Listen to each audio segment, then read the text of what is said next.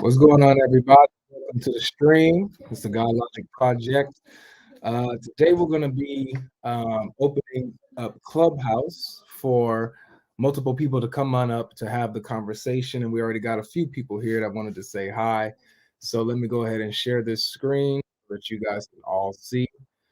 It's good to see you guys in here. Make sure as you're in here that you hit that like button. Let YouTube see that we are in the algorithm and that we're active in here. And so we can get all this action in here and let people know that we're here. All right. And so there it is. We are on Clubhouse live right now. What's going on, guys? You guys can speak. Yo, yo, yo. There you go. Yeah. So here we are. Here we are here on Clubhouse, guys. Yeah, make sure you guys are hitting that like button. We got Al Yahud, who's representing the Israelites. We got Sharak here, who's a fellow young Christian apologist. And then we also got Halima herself. What's up, Halima? Want to say hi? Yes, hello everybody. How are you? Halima is always terrorizing folks on the app, and now she's back. Yes. Exactly. Apparently, you've got echo. I don't know if you still got it. There's an echo. You said there's an echo on me? Apparently, I'm reading the chat. She sounds like the girl from Omega. No. So I'll introduce myself. I'm Halima. I've got two YouTube channels. One's called Hal Speaks Facts, and the other one's Hal Speakers Corner. So I just monitor you guys basically and put content on my YouTube channel. That's what she does. So yes, you guys are more than welcome to engage. So Halima, you're the Muslim up here. Obviously, this is Christian and Muslim dialogue. We also allowing Al here, Al Yahud, who can also engage as well. But before this, so we were talking a little bit about, I guess, preservation, kind of, or the Bible, if it existed during Muhammad's time and stuff like that. So you see these arguments. You know what the Christians say, what the Muslims say. What are your thoughts on what the Quran says about the Bible? Do you think the Quran talks about the Bible at all, or the previous scriptures? What do you think that is?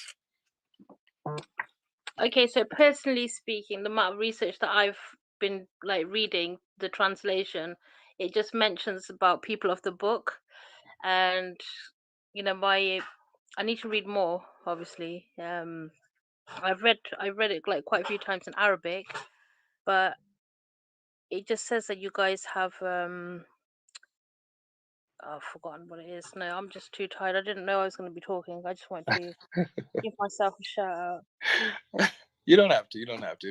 I know that our Prophet, peace be upon him, invited the Jews and Christians to Islam, but they rejected it. So they did. They rejected Islam, although they had their scriptures. Now the Quran says that they're supposed to believe in Islam, believe in Muhammad because he's in their scriptures, right? Like they have no excuse to reject him.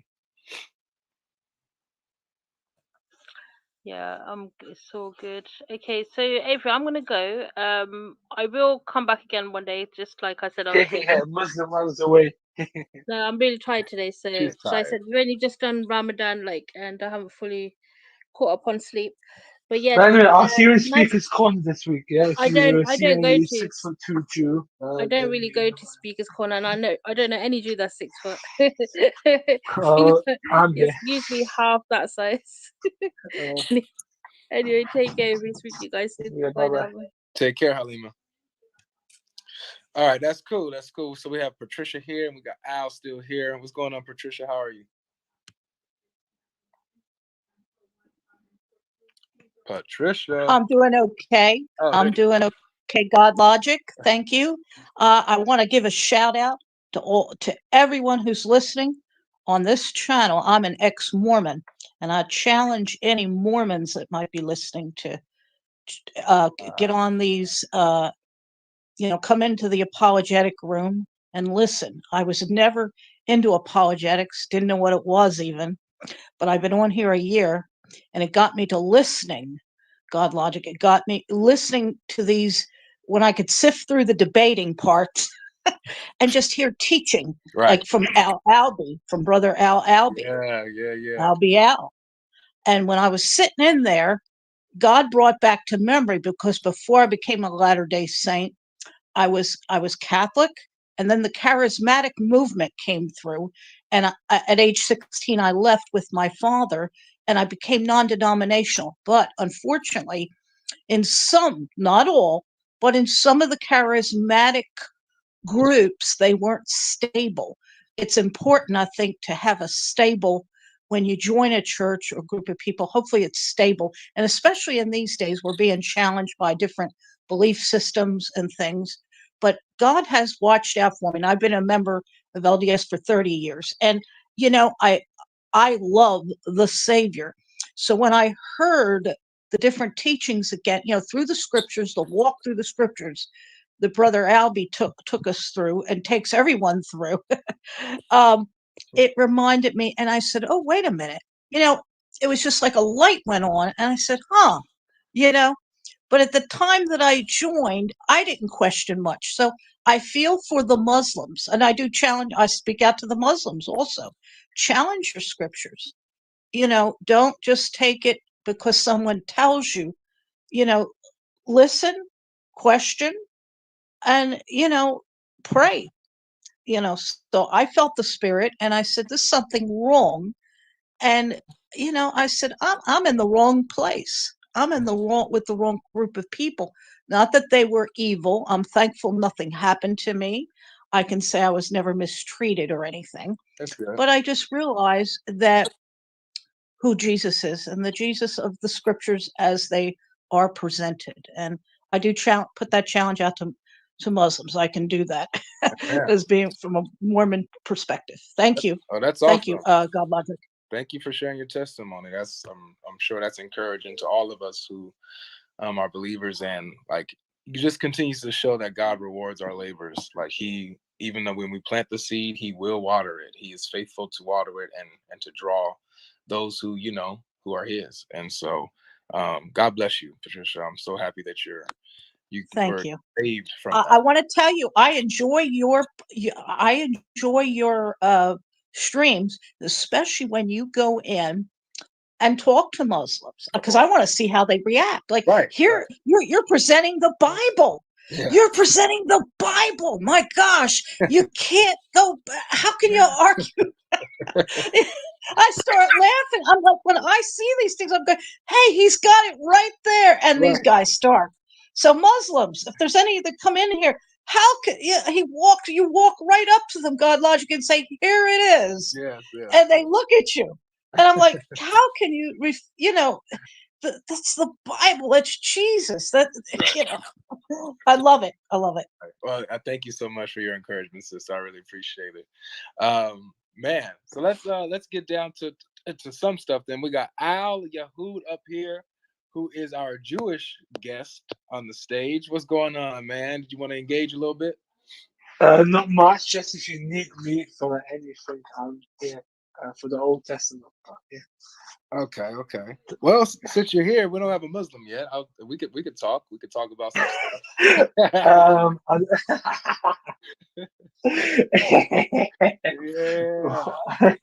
I know your ways, man. The Muslim hunter for a reason, man. Yeah. But I'm okay. Like I just like Christian, and I just like to see if they need anything that old, like any of that Old Testament help or anything. But seems that they don't normally. So I actually like to debate Muslims, not Christians. I have an issue with Christians. So for sure, just Muslims I like to debate is like Muhammad and the Bible and the usual stuff they use it against us. So, yeah. As a Jew who holds to the Tanakh, how is it for you when Muslims do try to argue that Muhammad is found in our scriptures like that? especially yours, since you would have more of a personal tie to the scriptures. Scriptures. Excuse me. So how do you go about that? So they don't like.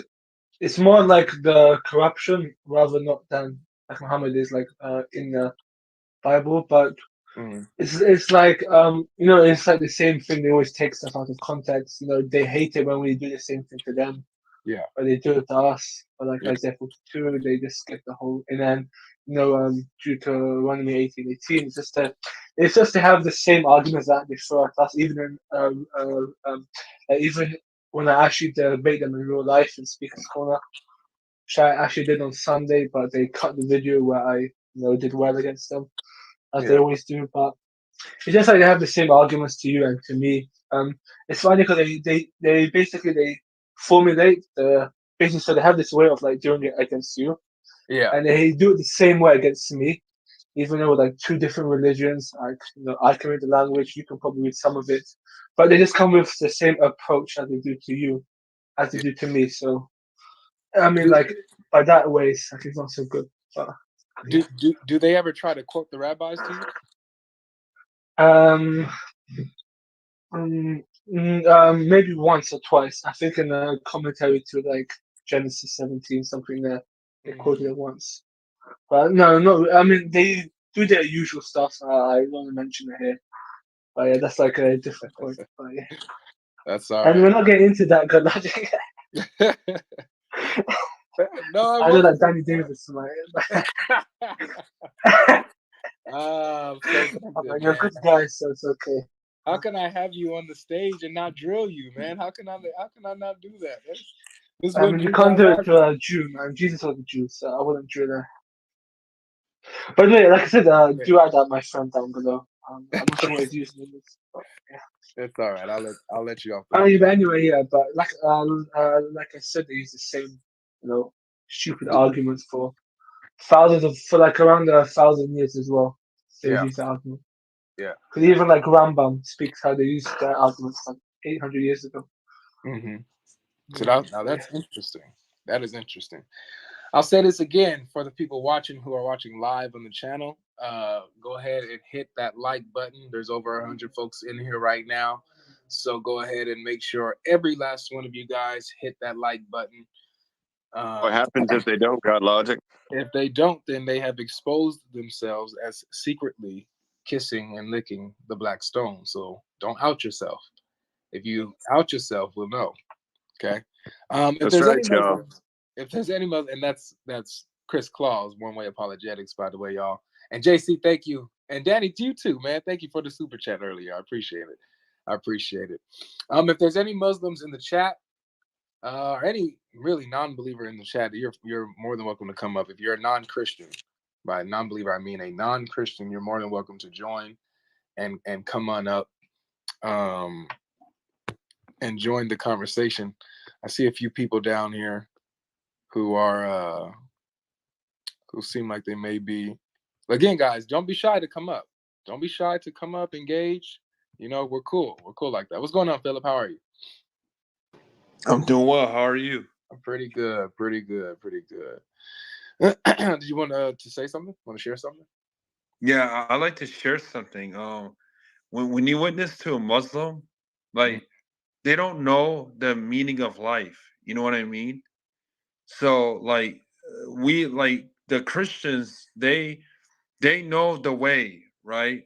But when you ask a Muslim, um, they don't know the way because they think that they gotta earn the way to heaven. You know what I mean? Right. By doing good works. If I pray 5 times a day or if I fast and do all that, it will get me into heaven. And that's where I usually like when I witness to Muslims, like I'd be having a conversation with them on that, and like if you actually read the Quran, like it doesn't specifically says like because we believe that you must be saved by grace, correct? That is correct. saved by grace, but they believe that they got to work the way to heaven. That's why Jesus came. If Jesus came, I mean, if we were good people, why would Jesus come? So Yeah, there is. to be real with you, they don't really have any type of conception of salvation in Islam. That's not even the it's not even the focus in Islam, ironically. And a guy by the name of Samuel Green, Reverend Samuel Green, he touches on this really well, and showing how salvation or even the problem of sin is not even like the big issue in Islam. It really isn't. That's not a big focus, which is interesting. It's interesting when it's supposed to be the guidance and the mercy for mankind, right? So if it's the guidance and mercy for mankind and doesn't even deal with the core issue, how can it in any way be from God? It's just that's a flaw right there. But yeah, that's something I would love Yeah. a Muslim to come up here and talk to us with. Thank you, Chris Claus. He says, "God bless you, my brother," with the super chat while he's sitting here on stage with me, man. One of my #1 fans. I appreciate you, brother. Love you, brother. God bless. Love you too. Love you too. But yeah, if anybody wants to add, you guys can go ahead and open your mics and add until we get some folks to come up in here. Unfortunately, the guy that I was supposed to have in here, decided not to show, and that usually happens with these things when it comes to them. So, Mr. God Logic, when you were talking to the gentleman, did he say inshallah? he actually didn't. He just said, "Okay, yeah, I'll be there." That's all he said. So he didn't even say the inshallah. Maybe he said it in his heart. That could have been.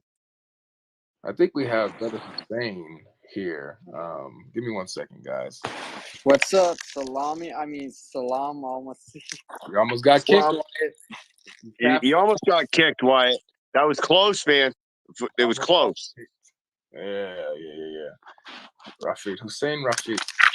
Hey, did you guys watch the debate between IP and Pikachu? How you doing, Hussein? Pikachu. Hello, how's it going? I got you guys again. Oh, I'm such a troll. Oh my gosh. Oh, I'm such a troll. And I watched the reviews that Apostate Prophet did on his channel. So what did you guys think of Daniel Hakikachu, peace be upon him? I think Daniel Pikachu is evil, and he's an idiot. He doesn't know. He is a Muslim living in America, Texas, from my understanding. So it's easy for him to sit over here behind a computer screen someplace and say I've heard him say it's okay, Sharia law, live under Sharia. Maybe it's okay to, I don't know, more than one wife, and the reasons for that, and the quote, the the good reasons for Sharia, ridiculous. The man needs to go and live in a Sharia law country, a Muslim country, whatever, and go see how things work out there. So I think he's an idiot. Honestly, I was about ready to toss my phone across the room when I heard half the things that Daniel Hakikachu, peace be upon him, said.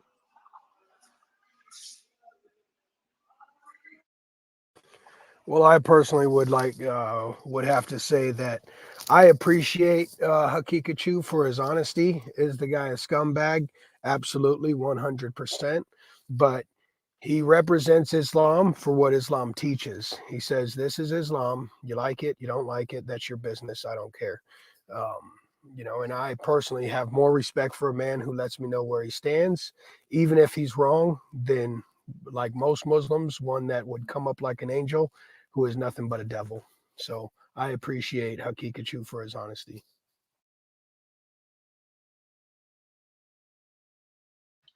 So we had a troll come up. Yaakov, he made it on the stream, and was just trolling as usual, man. Trolling as usual. I really don't I really don't get it. I really don't get it. I haven't seen the debates yet. The debate with Inspiring Philosophy and him. I haven't seen the debate with David Wood either. But has anyone? David Wood was David Wood's debate opponent was worse. He actually said that consummation does not equal sexual intercourse. Oh, I did see that clip. I saw that clip. That consummation is not sexual intercourse. Except Sunan Abu Dawood actually did explicitly say intercourse. Right. Sunan Abu Dawood 21:21. Yeah, absolutely. Hey, God Lodge, how you doing, brother? What's going on, Al? How are you, man? Good. Yeah. So you saw that I asked a specific question from him. Since he was using the I believe it was from, as far as I remember, from Sahih Bukhari, right? Where it says "Bana biha," that means entered entered on me, entered in me. That has sexual connotation, right? But he used Joshua Little, who is not a Islamic scholar or doesn't know anything. Like he just did a little investigation, right? So he used that and he said, "Oh, you see, like he's saying the same thing. It means it does, he went into like a contract." So I asked, what about the Sunan an-Nasai, like 3378, where it actually uses the word dahala? It means like entered on me as well, like meaning sexual intercourse, because bana biha is not used in the Sunan Nasai, and it's the same person. The Aisha is saying that the Prophet entered on me, has sexual meaning sexual intercourse, right? But he refused to answer. He went back again to his Sahih Bukhari. The word bana biha also means entered on me. Yeah, not only that, the chat was actually going crazy with Sunan Abu Dawood 21:21. That's so weird. So they were really trying to argue the other way. Then they're trying to argue that it's not sexual intercourse. But the text, so he doesn't speak Arabic, right? So he doesn't know the meaning of the word. He's just parroting somebody's, what a Western guy told him. And he's basing his whole argument was like, oh, bana biha means build a contract, dude, Yeah. like it's talking about the right there, right then when what he did, entered on me. Mm-hmm. So you can use the same wording, like I can use, like if I how to say, there were like I said, there's other words I can bring it up. Let me bring it up. Another one. That's just so strange to me, man. I really, I don't know. It's every time I think that it can't get any worse or dumber, it does. Yeah, like this one, right? The Sunan an-Nasai. I brought the one. This is actually 3378, right? It doesn't use the same word. It's in Arabic. It's wadahala alay wa ana binti sinin, right? Meaning that he entered on me when I was 9 years old. So that has like a sexual, intercourse, connotation. Like you can argue that you can't use the bana biha because it's not used in the other hadiths. And the other one is this one is on Sahih Bukhari also 5133. It actually says wa udhilat alayhi waha bintisi. So when it says she, I mean meaning that I was entered on me when I was 9-year-old, right? No, it actually says wa udhilat alayhi waha bintisi. It was entered on me when I was when she was like 9 years old, right? Like it's not on the first but on the third sentence. Yeah. But on the Sunan an-Nisa it actually says wadahala alay Wa'ana binti Sinin, right? He entered upon me, like on me, when I was 9 years old. So, like, Sunan An-Nisa is the perfect one because you can argue with that one. It means sexual intercourse. Sorry, bro. Yeah. Incredible. Welcome to Islam, ladies and gents. And this is why I got a guy on my YouTube channel who says that back in the day, he would sleep with a child since it was the norm. Hakikachu would do it today. Right. Muhammad be upon him. That's crazy. That's crazy. Every time I say Daniel Hakikachu, I'm going to say, "Please be upon him." He's only mimicking his prophet. He's only following after the spirit and the steps of his prophet, man. You know, he has his religious right to practice his religion. Well, it's not even just his prophet either, right? God logic. Even Umar himself lusted for younger women. He asked Muhammad for his daughter's hand in marriage, and even Abu Bakr himself lusted for younger women. So it seemed like almost all the Islamic men at that time would have lusted for younger women, and then it would have just continued and continued. So as we see in the Sharia, that it is actually allowed to marry a prepubescent a female and actually consummate the marriage, which according to Kenny, and I had to laugh something fierce in that debate with him and David Wood, that consummate just simply meant to legally live together. I don't know where he was drawing that definition from, but we all know what to consummate the marriage actually means, right? So I thought it was kind of funny how he started to play with that word, but yeah, it's ingrained right into Islam. So Daniel Pikachu, that he's speaking the truth of Islam, not even just the truth of Muhammad, right? Yeah, he is a gem right now. Like, I'm not even mad. He's exactly what we need to be, you know, the type of faces of Islam, the ones that you'll go and have these big debates and say, yeah, Islam is this is what it is. All these other guys are sugarcoating. All these other guys are lying to you guys. They're trying to paint it in rainbows and sapphire diamonds and gems and all this kind of stuff. No, this is what it is. We can have sex with 11-month-olds. We can have sex with married captives. Muhammad can have as many women as he wanted to, as many sex slaves as he wants. They can prostitute their sex slaves. Prostitute the sex slaves. You do all of these things. Oh, and God logic. Can I ask you a question, dear brother? Oh, of course. Oh, so Daniel Hikachu, he's been spouting this for quite a while, as we all know, right? Now, do you remember the last time a well-known sheikh or a well-known imam or a well-known YouTuber with, you know, maybe some guy that maybe have hundreds of thousands of views probably would have wanted to address this if this was the wrong thing that a Muslim should be saying, of course, right? So do you remember the last time that one of these knowledgeable Muslims actually refuted Daniel Hikachu? I can't remember a single one that has come out and refuted anything that Daniel. Dude, not only that, but look at the debate on Hakikachu's YouTube channel. Did you look at the comment section on Hakikachu's YouTube channel? No.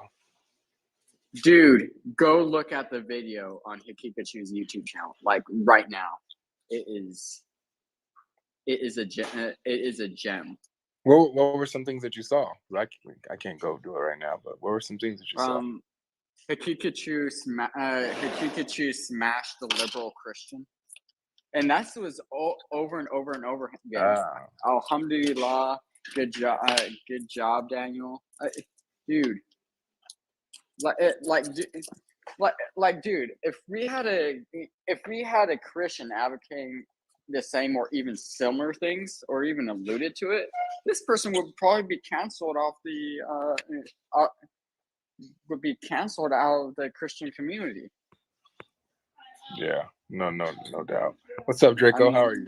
Hey, can I ask a question? Lydia, what's up, bro? Hi, Avery. What's up, sister? Yeah, I just raised my hand because I watched the debate, Daniel Kikachu, it's like he didn't understand that IP gave evidence that it's harmful and that there are a multiplicity of effects related to it. Daniel tried to be slick though when he was talking about older women who also have negative benefits when it comes to tearing and stuff like that. But it seemed like he was just missing the point of the argument multiple times, or he was quoting sources that were considered outliers. And I thought IP did a good job, bro. I thought he made a good case. He made a cumulative case.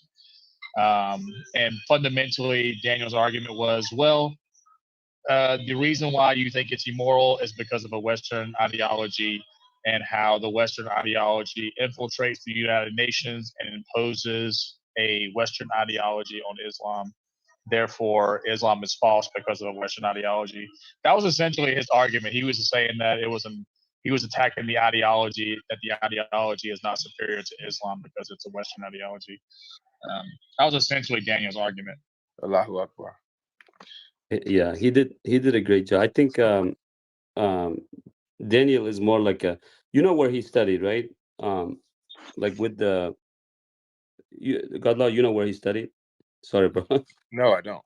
So his school of thought kind of aligns with the Deobandi Jamaatul Ulama Islam, like that's like mainly in the South Asia, that are really, really radical. They don't play around with when it comes to like Islamic. They don't lie. They will tell you the truth, right?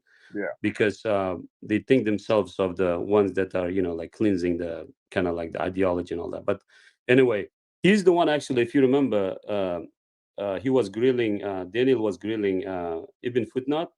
I don't know if you watched that video. Yeah, I watched that little interaction. Yeah, he was literally questioning his like teachers, his like Aqidah and all of that, because if you paid attention, the people around Daniel Hakikachu, right? Everybody was on the side of Daniel when he was questioning, because Ibn Footnote like doesn't have that type of schooling or education where he's actually aligned with most orthodox view of Islam, and he has teachers and all that. And that's why I think he doesn't want to caught lying, and that's why he tells the truth when it comes, right? So the only thing he doesn't have like critical thinking, like it Sorry, was. I don't want to cut you off, but can I just ask my question before I have to go? Can you give me 2 seconds? Okay. Thank you. So like if you paid attention to the questions, God logic, like he was like when IP was asking the questions about child marriage, his argument was against the child marriage was actually like, oh, you are like, why don't you make fornication and adultery like illegal too, dude? Like, see, like fornication and adultery like illegal, like you're comparing that with the child marriage. Yeah, that's Bro. funny. Let's let Lydia get her question out, guys, really quick, and then we'll get back to it. Yes. Hi guys. My question is, I'm a Christian, by the way. I know that even in the bad situations, like we can still glorify God, but in real terms, like how we see like real evil in the world, where people are plotting against other people, murder, rape, blah blah blah. How does one, like, let's say you're preaching to someone that's gone through so much trauma, how can you tell that person there's a God? Do you know what I mean? Like, I just feel like if someone has been through the worst, how can you say, oh yeah, by the way, there's God? Yeah, let them know that God came and suffered with them as he calls them to deal with this life. He chose to humble himself and come and suffer on our behalf as well. So God is not distant or alienated from our sufferings. He actually chose to come and suffer with us. But with that, Draco, though, when you're praying and you're worshiping, you feel God's presence and somewhat. At that time, if God is with us, we don't feel his presence, right? So how can he be with us in our suffering?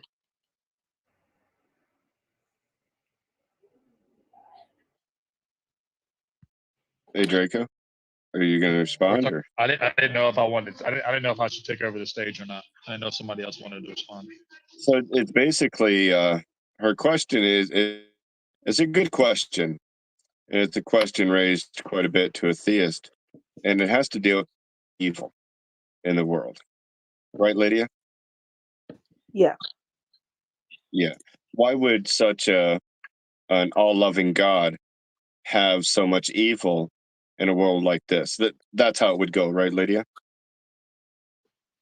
Kind of, basically, but I know the gospel. I know like the Christian speech, basically, because I watch a lot of talkers and stuff. But from my own perspective, if I know someone like my friend has gone through like the worst of the worst, and I'm like, oh, God is with you, or so and so. In reality, though, like during the worst times, how can God be glorified in such a bad thing? Like, how do you explain slavery? How do you explain the Holocaust? How do you explain like the worst thing? Well, I don't think that we have to explain the Holocaust, or we don't have to explain slavery, in that we have to blame God for it happening. The way that I view it here, and I'm not sure if anybody else views it the same way, and if you don't, then go ahead and speak up after me, of course, and put your view forward as well. But to me, evilness is the absence of good, right? And right from the beginning, Adam and Eve were given a choice. And within that choice, they could choose to accept God's command, or they could go against the commandment of God, of course, right? And they chose to go against the commandment of God, which, when we have free will and we have free choice, the probability of evil is there, of course, right? So we have an evil nature to us, basically a sin nature that we have attached to us. So within that sin nature, things happen in this type of realm, but we can't blame God for that happening, because it's basically humans that are doing this to humans. Bad people are doing bad things to bad people, or sorry, bad people are doing bad things to good people. And we see this throughout time, but we can't blame God for every wrongdoing that we see in the world, of course, right? Now, what I would say is, I can't justify all those things, and I can't blame God for them. But what I can do is I can speak on my own, right? So my own self, I'm a criminal, or I was a criminal, sorry. Over 20 years ago, I came to Christ. But before that, I have a very bad criminal record. Assaults, causing bodily harm, things to that nature. I was selling drugs. I was hurting people. And all the time. I was a bad person. But our true God taught me a lesson. And through that, he provided a miracle to me. And what happened was we were partying, we were drinking, and we were having a campfire. And we were throwing gas on the campfire. And all of a sudden, the gas retracted to the cup. It went to the gas can, and it got thrown at me, and gas got sprayed up and down me. And initially, it started in flames, and I caught on fire. And I was running in the backyard, and I stopped, and I rolled about 30 yards, and I was still on fire, and I had 2 or 3 people standing over me with garden hoses, putting me out. That night, was the first time I truly spoke to God, because a lot of people say they'll speak to God, of course, but they're not truly speaking to God from their heart. Sometimes you need to be in that bottom spot. And to me, I needed to be in rock bottom, where I was almost to death. And that's when I called out to my Lord and Savior in truthful and honesty. And I asked him, just give me one sign that you exist, because I was an atheist before this. And the sign that I got, like, after all said and done, I was burnt quite badly. I had a few skin grafts and whatnot. And the doctor said that I was always going to have scars in certain areas of my body. 2 years after that, I didn't have a scar on my body. God had healed me. And that was my sign from God that he actually existed. So it's not like we have to be able to justify God in these parts of when evil men are doing evil things to good people, because it's the choices that men make in this world. It's not God making them do this. So it's the free choice of them doing this. And I know that it's evil. And I agree with you. Slavery was a wrong thing. And the Holocaust was brutal. I'm Native American. Trust me, I know exactly what you're talking about, right? But in all said and done, God is the one that will come to us when we do call out to him. And that's the true triune God of Scripture. And if I was speaking to somebody that didn't believe in a God, that's exactly what I would tell them. Wow, that was very powerful. I have a little tear in my eyes actually. I do agree with you. And that's helped me a little bit actually. Because I think when I was sick, if I was to like spread the gospel, I think it's kind of disingenuous where I have this like kind of grudge a little bit to God, where oh my gosh, you allowed this bad thing to happen to me, and here I am preaching your word and blah blah blah. But you really explain it very well, and I think yeah. Well, Lydia, And let me say this, Lydia. helps to show them the alternative. Lydia, let me say Sorry, this. Patricia. That's okay. No problem. Lydia, I'm a woman like yourself. And you know, I thank you, Chris, for your I get built up. Thank you. That's why I stay in these rooms so I can build up, reestablish my faith in Christ, reestablish. I've rededicated myself to Christ in a local church. And so I need to be built up myself so I can share. But Lydia, I grew up, I had a mother now. I was living in a different city. I definitely was angry at God. I was 8 years old, and I remember I went to a Catholic school. I was born to parents who identified, quote, as Catholic. Okay. Now, but my mother was, come to find out years later here, my mother was mentally ill. But back then, they didn't identify mental illness the way they do today. So she had paranoid schizophrenia, which can be dangerous. And I lived under the threat of death 24/7. And all what I would say to somebody is, I'm a walking miracle, a living miracle. I've had therapists tell me because of her diagnosis, she could have killed me at any time. Now, back when I was a kid, I remember asking God, why?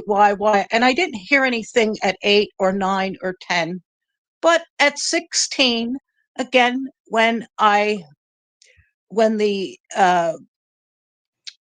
charismatic Pentecostal movement came through, non-denominational, I got in a place where, the voice of God could be heard, the Holy Spirit was moving, and I learned through scripture, I learned through actually feeling the Holy Spirit, which is peaceful and loving and kind. I learned that God loves me. And I believe, I choose to believe anyway, Lydia, that God's been looking out for me this whole time.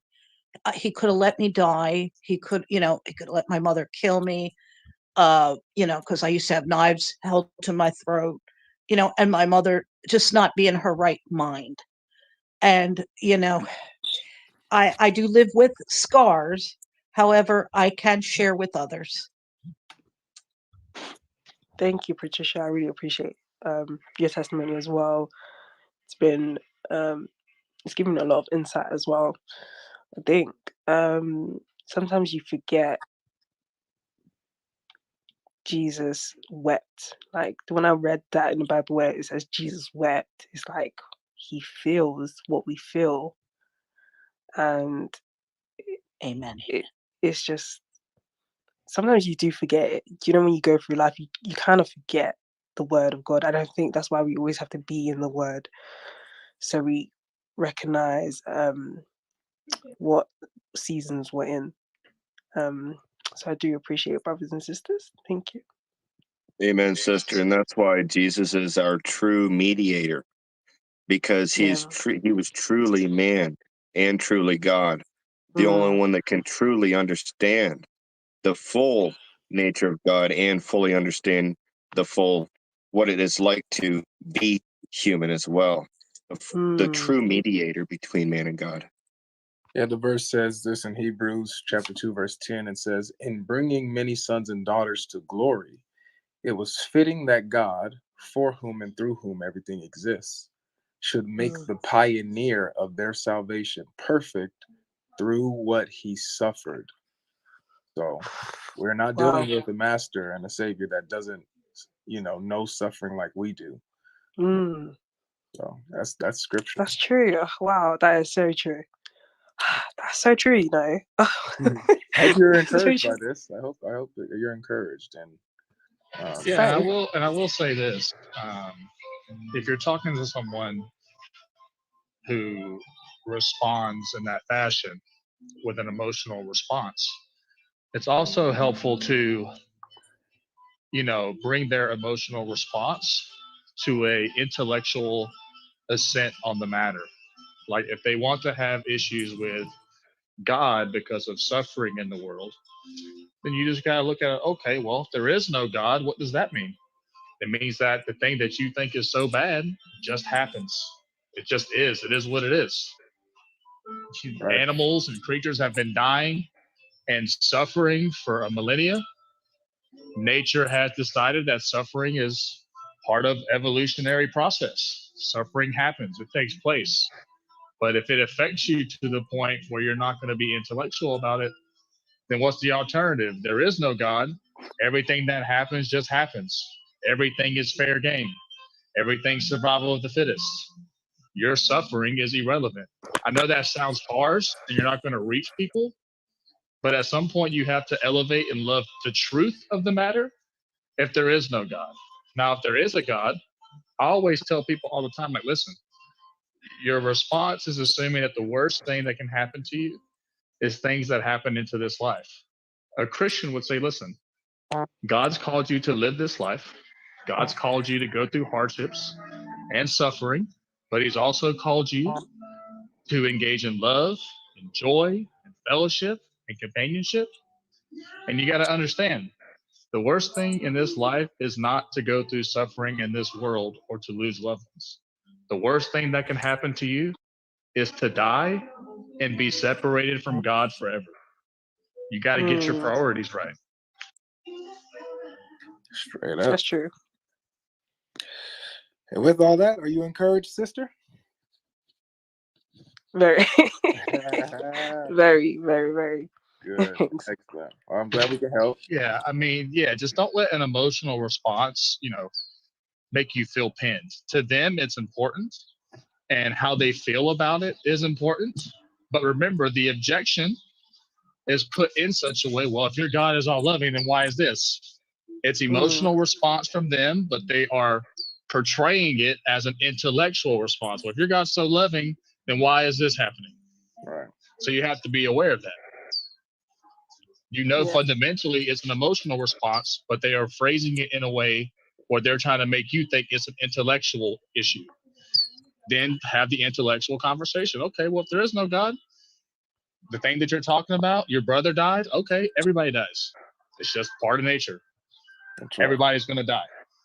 Yeah. Maybe his circumstances were suffering and he was in pain or whatever, right? But that's not unique to your brother. It happens to everybody. There's no God above us. That's just life. I mean, why you hate God? Just hate life. So what's your alternative? No God. Okay, hate life, hate existence. Has nothing to do with God. You just gotta put them in perspective of what they're really saying. You say there is no God. Okay, well, Draco, we got it, brother. We got it. My bad. Anyway, our best friend wanted to say hi. Yeah, I brought him up, Danny. Ultimate. This guy. I think he left, didn't he? No, he's right here. He's there. He just went to the audience. Danny kicked him. Yeah, I moved him down. I thought somebody might have made a mistake. Rightfully so. It's right. You have every reason to believe that was a mistake, and it might be. But come on up, Ultimate. Come on up, man. Come on up, man. We've been getting along lately, anyway. Are we gonna do the ultimate truth thing again? Always. Hey, Well, Ultimate, just don't grab the belt, okay? Just so you know, Jesus Barabbas was crucified. Chris Oh Cross, my gosh. Chris Cross, I got something for you, man. How you doing, I, Ultimate? I'm good. I've been hearing you claiming that you're, Indian, native. So I got something for you. I got a little surprise for you. Okay? Hey, Ultimate, before you start though, before Yeah. you start, Yes. if you're gonna start with me, I'm gonna get Yes. the belt out, and if you're gonna grab the belt, I'm gonna whip you so hard you're gonna have PTSD after this. Are you Okay. willing to proceed? Yes. All right, go ahead. Say yes, All right. inshallah. Are you ready? Say inshallah. All right. Hey, Inshallah. You inshallah. ready, Chris Cross? All right, now. Get ready now. They took the whole Cherokee nation. They put us in this reservation. Uh-huh. They took away our ways of life. The tomahawk and the bow and knife. Took away our native tongue. You could have sang it better. In English to our young. Don't hate. And all the beads we made by hand My. are nowadays made in Japan. All right, let's get to it. Cherokee Let's get to Oh my get to gosh, it. it's not. Cherokee Hey, tribe. Ultimate, Thank you, Ultimate. Ultimate, Thank you. You can't sing. That's bad, brother. That's bad. Bro, Like, sing, bro. Man, no, look, like, Hey, that's Ultimate Christianity, Park, man. good job. That's Christianity, Ultimate bro. Park, You can do shit for them, man. Come on, man. Ultimate Park, keep your day job. Oh my God. All right, Chris Claus. I thought you was gonna be proud of, you was gonna. Don't you feel something, man? Come on, man. Ultimate, where are they hiding the God Torah, Logic, man? God Logic. I bet you $1,000 right now if you sing that song right now. Where are they hiding the Torah? Who's? I'm asking you. $1,000 here. Can you sing that song? No, You can't. I can't. I Yes, know. I So Chris Claus, you see your I best. just want to find the Torah, man. You see me, man? Chris Claus. You see, I'm closer to you than God Logic is. Ultimate. Ultimate. How much? I'm half Cherokee, and I didn't feel nothing. Hey, Ultimate, I got a question for you, though, Ultimate. Because you have no heart. I feel Ultimate. the silence. I feel the silence. I feel Ultimate, you actually need to mute your mic when you're up here, or we're going to have to drop you down. You know that, Ultimate. So just mute up for a second. We have a question for you about the Torah. What was that question you had for him, God Logic? I wanted to know where was it? Where they hiding? Yeah, where are they hiding it? All right. Yeah, it should be simple. Yeah, it should be a question that nobody should ask. If the Torah is sent to me, is the Torah sent to Senegalese or to Parisians or to New Yorkers or to Japanese or to Chinese? Where are you going to be looking at that other than that? So where is it? It's with the Jews. Allah is telling the Jews, you read the verses. You said, yeah, I heard you. I listened to you yesterday. You said nowhere in the Quran it says that the Torah or the Injil is corrupt. It's saying bring it out or bring it out or uphold it or this and that. Or we're asking, can we read it today? Can we read the Torah today? Today, if they want to read it, they're gonna bring it out. The Jews. Well, who's got to bring it out? Listen, what sense would it make if somebody, as I told you, if Jesus was sent to the Jews, he wasn't in America, he wasn't in France, he wasn't in Africa, he was in Israel. He was with the Nazarenes, with the Israelis. If they denied him, if he brought a book with him, hey, here's a book, it's from God. They denied him, they plotted, they grabbed him, they took him. Yeah, so again, Ultimate, we're talking about the Torah, man. Stay on topic here. We're talking about the Torah. We're asking you if we can read it today, and if we can read it today, where is it? It got something to do with it. If they had to hide the Bible, then they obligatory had to hide their Torah. Who hid the Bible? Listen to me. If they had to have the Injil, that's what I meant to say. If they had to hide the Injil, and the Torah is telling them that Jesus is coming with the Injil, they would have to have the to hide their Torah. Got you. So Where? Where? It's with the Jews, bro. Where? There's Jews everywhere. What Jews? In Israel, brother. So the Torah is in Israel. So Yes. the Torah is in Israel with the Jews. Yes. The But original Allah, Torah. but Allah made a promise, though. Allah made a promise. Before the end of time, the truth is gonna come out. They will bring the Torah out. They will bring the Injil out, and the world will know. Would it be in with our generation, So or it be within? Ultimate, if me and God Logic were to take a trip to Israel today, could we Yes. literally see the original Torah? Which Jews would you recommend us go see if we wanted to take a trip over to Israel right now? Like tomorrow morning, we would fly out. Who would we see when we got there? Okay, let me tell you how good the Jews are. They're so No, good. Ultimate, Listen to me hold now. on, man. If I ask you what is 2 plus 2, you can't answer. Well, oranges are orange. Like, come on, you got to at least answer the question that I'm asking, man. Crisscross, you let me answer. Let me tell you. I told you if you're gonna grab for the belt, I'm gonna give you PTSD. You know Bro, this. I already whooped you. I already whooped you with a song. You cried from your heart. You be claiming, yeah, we know slavery. We know slavery. We done cried for sure on that one. I already whooped you with a Right, song. that my ears are bleeding. So Now- Ultimate, back to the topic though, since we're just Okay, playing around here, right? let me answer. So the Let me Torah, answer, we're okay. talking about the Torah. Me and God Logic are going to take a trip to Israel tomorrow. Who are the Jews that we're going to speak with that we can get and read the original Torah? If you go there, if you might ask, by the way, the owner of my house is a Jew. We had to debate, me and him. We had the little exchange because he comes over here. He's That supposed to has be coming here today. nothing to do with my question again, Ultimate. Answer my I am question. going there, Hold bro. on, guys. Hold on. Bro, let Before you this. continue. Hold on. This a Really religious quick. civilized Really man. quick, Ultimate. Hold on.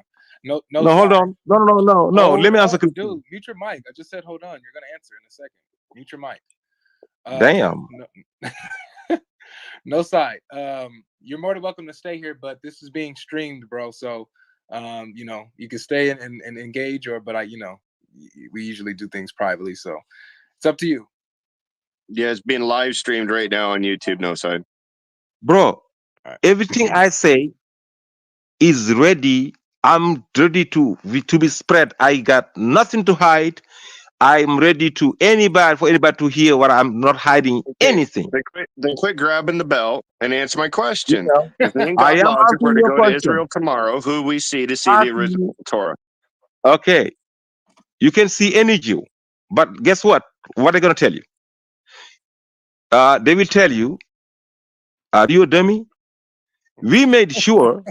Listen to me. First of all, it's not sent to you. Even the Bible that you concocted in Greek is telling you you're about a dog. It's not you're a Gentile. It's not sent to you. This is our book. Why would listen to me? Let me answer your question now. Ultimate, you're grabbing the belt I'm again. whooping you. Oh, Ultimate, the belt you're is grabbing the belt. too hard. Don't do too that. hard. I'm going to give you You can't PTSD take it after this. anymore. You can Yeah, take but it Ultimate, anymore. why are you asking questions? You can't even answer a I question. am answering your question, brother.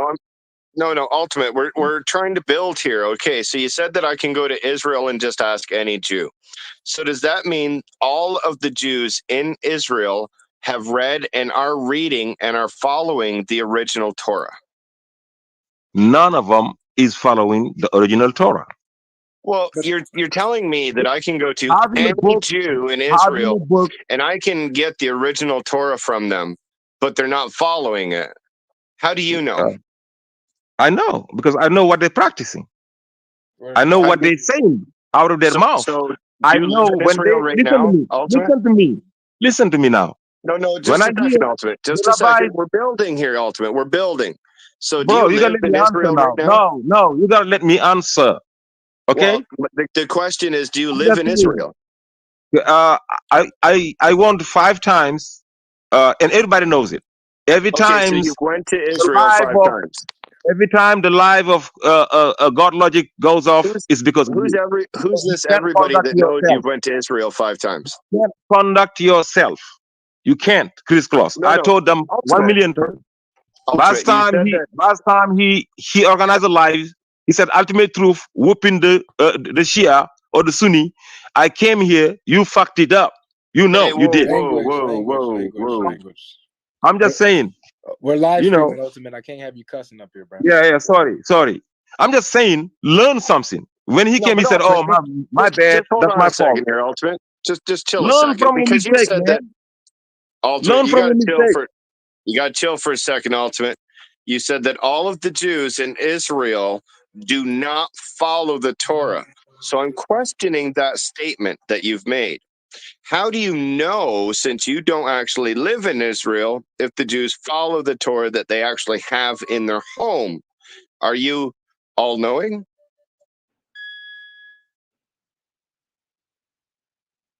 Oh, you'll have to unmute yourself there, Ultimate. You're probably speaking and didn't even hear me speak, but yeah, you're muted. Okay, I live in a Jewish neighborhood. Okay, in a Jewish neighborhood. 1, 2. Listen to me, bro. Can you let me freaking answer though? It's simple. Just let you ask a question, let me answer. I live in a Jewish neighborhood. I told you the owner of my house is a Jewish guy. I'm listening to a million Jewish preachers talking about the Torah. They're talking about this one they wrote. They're not upholding their Torah. I am Ultimate, I listening to cannot them. accept You that asking as me an how do answer. I know? You're basically saying I'm not racist because I have a black friend. Like, come on now, man. Oh my God! I am telling you what they Oh, preach.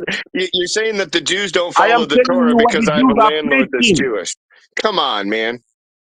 I'm telling you what they're preaching. I'm telling you I live with them. No, you're telling I me wish what it a was couple of Friday. I would Jews are saying. open. You have no idea what the Torah says because you probably read as good as Muhammad. Let me ask. But Let's ask a new question. Please. Okay. Were they following the Torah during Muhammad's time, Ultimate?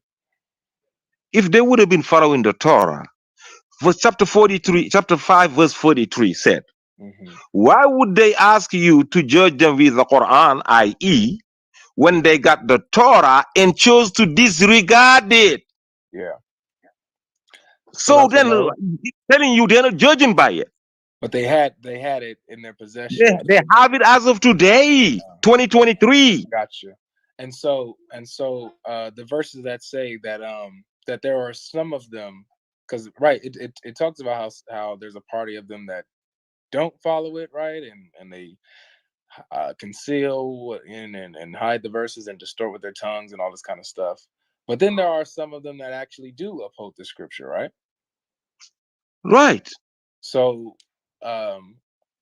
they actually were upholding the scripture. Some of them were.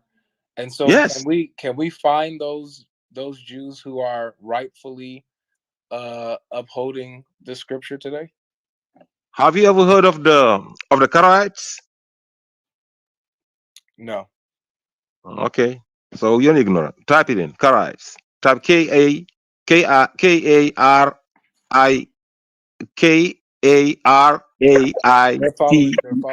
They're following the Torah? Yes. And what does their Torah consist of? Just let me tell you something. You see, if today the Quran had to be hidden today, let's say nobody memorized it, and I know already what I learned about the Quran, you think that would change anything to my belief or the way I worship God? I just asked, what does their I'm Torah asking you, consist of? those people, there are some people, some Jews, it used to be back then. Today, like you call it, the Quranists. Come on, There's some Junior, people, spit it out. there are some people, some Jewish people called the Karaites. They only uphold the Torah. They don't follow the Talmuds. I got you. That's good. Okay. Let's stick with that. So what does the Torah that they're following, what does it consist of? Like, is it Genesis, Exodus, Leviticus, Numbers, and Deuteronomy? When you have to copy something, that's what you do and change what you got to change. right? So they are following Genesis, Exodus, Leviticus, Numbers, and Deuteronomy. That those I don't know. It's exactly they're the same titles, but yeah, about the same thing. But they will change whatever they want to change. All right, so they're Let, following it. let me give you an example.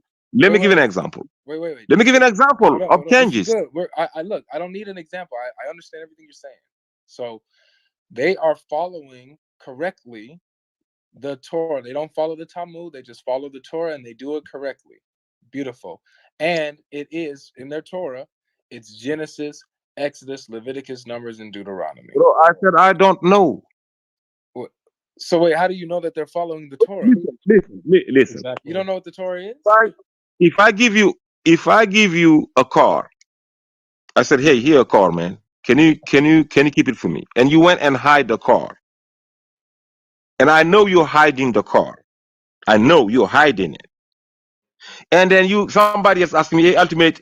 I said, I don't know what's in the car, but I know God Logic is hiding it. Now you wanted this guy that is telling other people, Ultimate told me, as God, that God Logic is hiding the car. Now you wanted the guy to know exactly what's in the car. Are you serious? That's what you're asking me right now. That's some dumb question. If you're a prophet, you should know. Don't ask me dumb questions. Don't be a dummy. Okay. I don't know what's in the Torah. I know. Ultimate. I'm telling you. You said that. Well, here's the thing, though. You said that it's been changed. How can you confirm if something's been changed if you don't have the authentic version? I will. Good question. That's what smart people do. Thank you. You're very smart. Don't be like God Logic. Where's the Let me authentic? give you, bro, you ask a freaking question. Let me answer you now. It's simple. God is telling me. I'm gonna give you two examples. God's telling you, eh? Okay. Yes, God is telling me in the Quran. That's every time I said. Yeah, last time God is saying, God is telling you. God is telling you. Every time I say God is telling me, So I'm telling. a theological argument. Not a I'm historical about argument. to. Yeah, last time we had a debate, he was reacting like that. When I said God is telling me, he said God is like I'm receiving wahi or something. That's because he was scared of what you're about to say, Ultimate. Yeah. You two, you were. I thought Now you done you got two. choke slammed by Jabril. I thought you You done got two. the real wahi. Every time I say that, know that I'm ready to quote the Quran, because the Quran is sent to every single one of us. So God is telling me, He's telling you, He's telling everybody reading the Quran.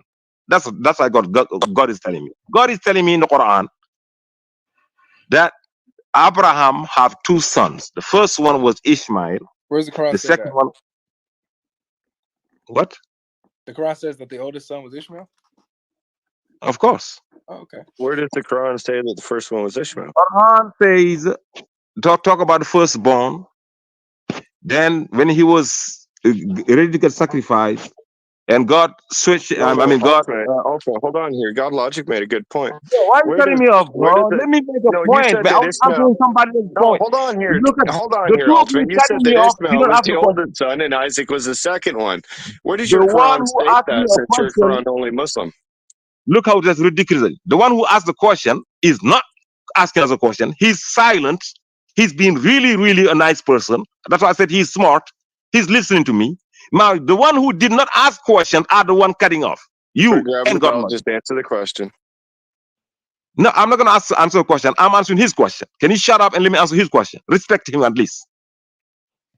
So, Ishmael was the firstborn. Then before Isaac was even born, the sacrifice happened. And God bought him with a lamb or with an animal. Only after that, in the Quran, God announced to Abraham the birth of the second son. After the alleged sacrifice. Only after that. Go 3, 4, 5 verses later. That's when God said, we announced to him the birth of Isaac after the alleged sacrifice.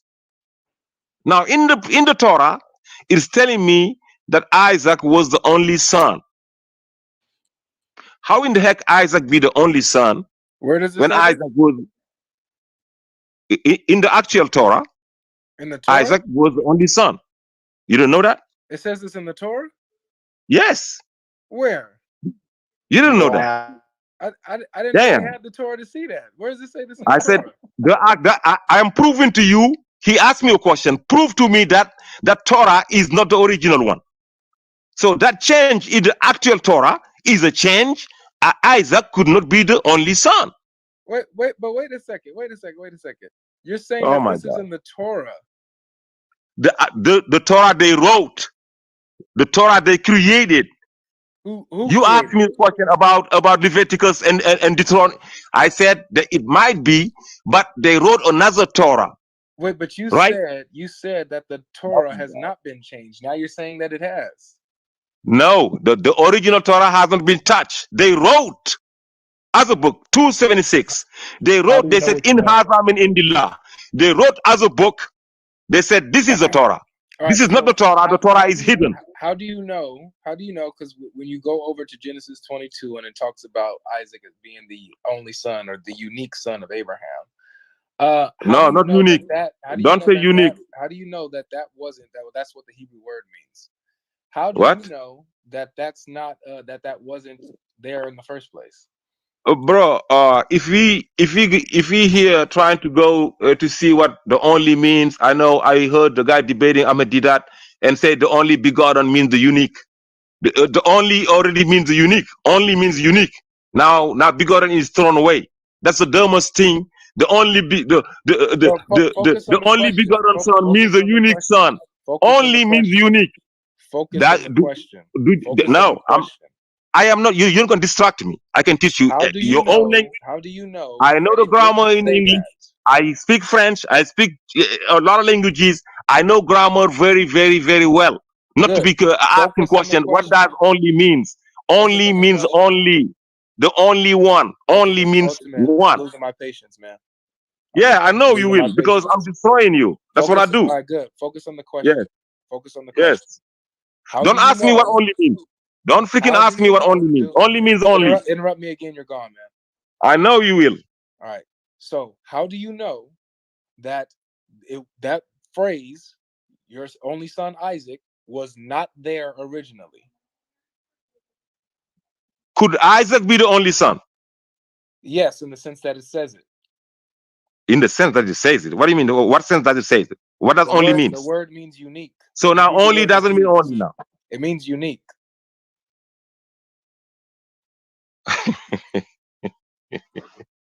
Oh my God. Yeah. This is ridiculous. Listen to me. But again, even Listen if to you me. disagree, how do You you know disagree with that yourself. you said that wasn't in the original text? How do you know that? It could not be. Why? Because he was not the only. He could not. He never been, and he has never been, and he will never be the only son.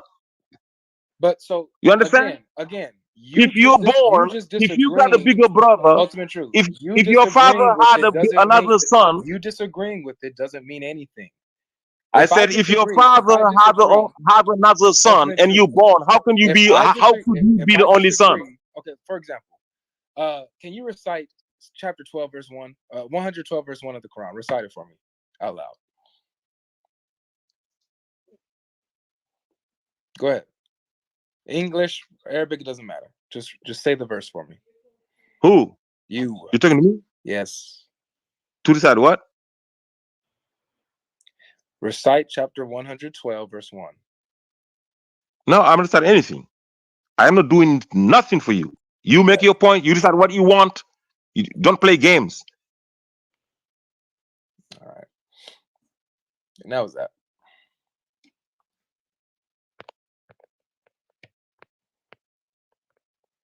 Give these guys a chance to have good discussion. And there's absolutely no way to do it. It really doesn't matter how cool you are with these guys. You can never have a genuine discussion with these people, ever. It never can happen. It's only for entertainment purposes. Literally. I just assumed that he didn't want to read it, God Logic, probably because he reads as good as his prophet. Stupid. But just imagine, what I was gonna have him do after he recited chapter 112, verse 1, that I was just going to disagree with it and say, oh, and because I disagree with it, I don't believe in that verse, that the Quran was changed, was corrupted. Even though this dude said that the Torah was not changed, He said it wasn't changed, but then later on said that they did change it. They made another Torah. Incredible. Yeah, and that they're hiding the real Torah. They're hiding the real Torah, made another one, i.e. changed it. What's up with y'all, man? This is Islam for you. And basically, he also stated that every Jew in Israel has the original Torah. Yeah, and how can you know something is changed without appealing to what is authentic? The Quran. The Quran. Yep. See? Exactly. God tells them. The Quran tells you. You guys are running. You guys are running. The Quran. Stupid. I told him, if he's going to come up here, he's got to stop grabbing that belt. The more he grabs the belt, the worse he's going to get it. Doesn't matter if you're Quran only. Doesn't matter if you're Sunni. Doesn't matter if you're Shia, man. You guys never make sense. Ever. You guys never make sense, man. You guys can never be. And the moment that you are intellectually honest, you leave Islam. You ever wonder why that is? As soon as the Muslims that we actually get on the stream are intellectually honest, are not disingenuous, they end up leaving Islam and come to Christianity. How amazing is that? But it literally takes the miracle of God to open up the minds of these people and the hearts of these people. It can't be us, man. It can't be us. We're just vessels. Salam alaikum, everybody. What's up, Left Shoulder? Your mic is absolutely terrible. I couldn't even hear that. I just knew what you said, though. Oh, yeah, it's brutal. Salam alaikum. It's rude to talk about somebody's mic, God Logic. It is. Hey, God Logic, My mic want to sucks, hear too. you want to hear No Side's response to this? He's messaging me in the back channel. Oh, sure. Well, it's pretty lengthy. I'll read it to you. Turn your mic up, too. Or is it me? Right here. Can you hear me better now? Yeah, that's better. So this is what he says. A couple messages. Real quick, what is he responding to exactly? Talking about the Torah and what we were just talking about. Okay. Allah says about the Jews, in brackets, interpretation of the meaning, do you faithful believers covet that they will believe in your religion in spite of the fact that a party of them, brackets, Jewish rabbis, used to hear the word of Allah, the Torah. Then they used to change it knowingly after they understood it. Al-Baqarah 275. And then the next one he says, Qatada said, the phrase then they used to change it knowingly after they understood it refers to the Jews who used to hear the words of Allah. Then they altered it after they had understood what it meant. Abu Aliyah said, they took what Allah had revealed in their book describing Muhammad, peace and blessings of Allah be upon him, and changed its meaning. Ibn Zaid said, the phrase they used to hear the word of Allah, the Tawrat, then they used it to change it refers to the Tawrat which Allah revealed to them. They changed it, making what it permitted forbidden, and what was forbidden allowed, changing the truth to falsehood and falsehood of truth. Tafsir Ibn Kathir. Mm-hmm. That's what he's messaging me in the back channel. Yeah, he sent it to me too. This is amazing. So he quoted chapter 2, verse 75. And this is what's amazing to me. How the understanding is that they changed the meaning of what was said. So whenever they quote these type of verses and they say, "Oh, look, it says that they altered it or distorted it," my question is how? How did they distort it? Does it say that they distorted it textually, or did they distort it verbally with their misinterpretations with their tongues? Because I can go elsewhere in the Quran, like for example, chapter 4, verse 46, where it explicitly says how they distort what they hear. And they distort it with their tongues. Never do we have a verse in the Quran that says that the text of the Torah has been corrupted, has been altered. Never do we see this. In fact, in Bukhari's book, what is this book called? Let me pull it up. He quotes Ibn Abbas in it. What's the book called, man? Something about Tawheed. In his book, it's something about Tawheed. Let me try to find this real quick. But he quotes Ibn Abbas, who says that it is impossible for anyone to change any of the works of Allah. That they're all intact. Ibn Abbas says this. So hold on, let me pull this up and share this link with you guys and get the exact quote. Hold on, nope, I don't want to do that. Let me do it here. Ibn Abbas, the ink of the Ummah. If you guys have just joined, please hit that like button on the live stream. Thank you guys for sticking with us this long.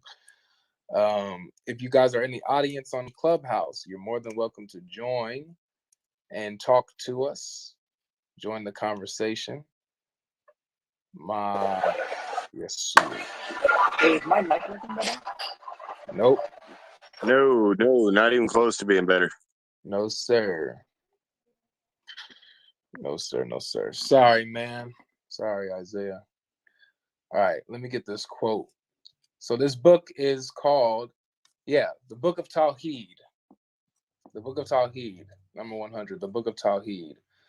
The belief that Allah is one in his essence, attributes, and actions. Okay?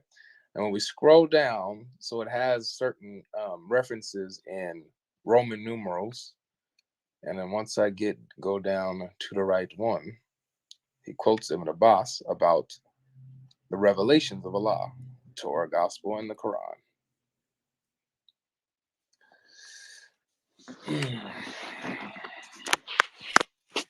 I forgot what number it was. Let's see. I think it's LV though.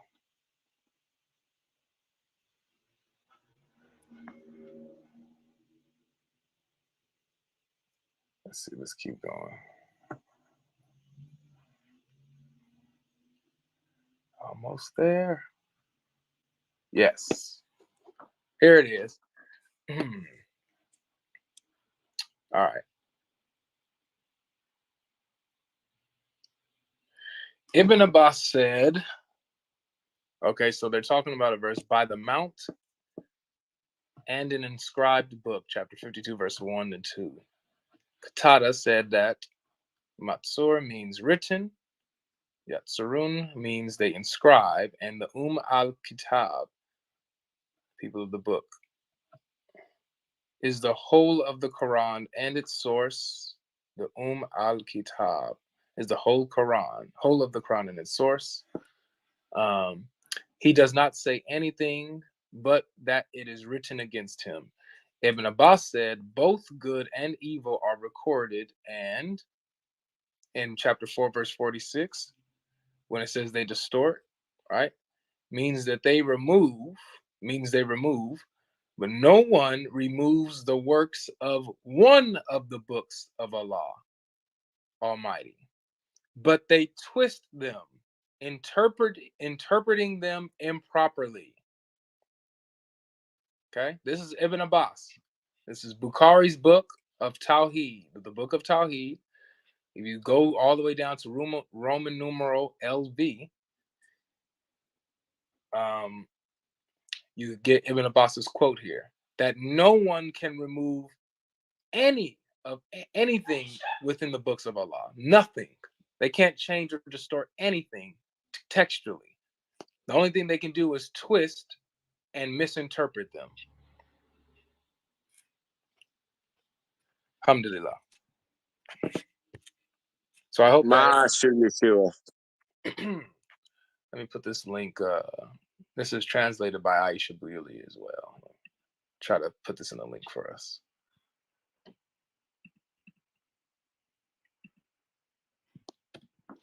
So whenever they try to quote a hadith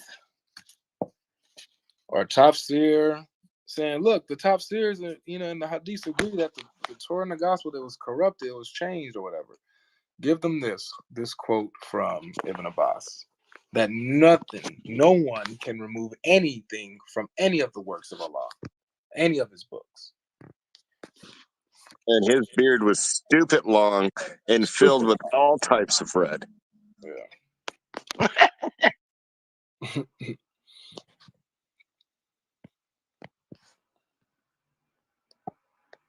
Not quite as long as our Hafiz Danny Davis's beard, though.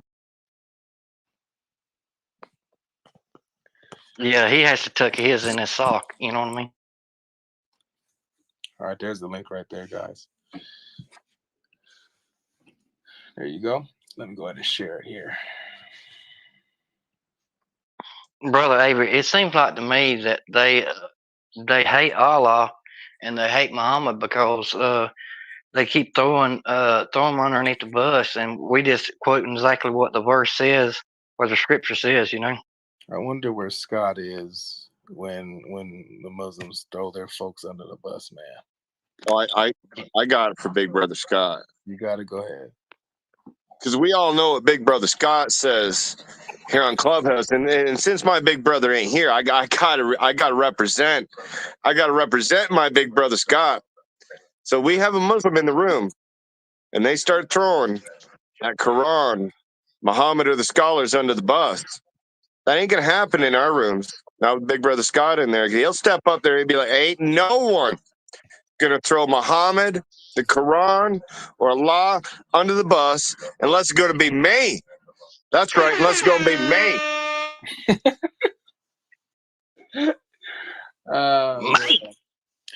Oh, we have a Muslim on the panel with us.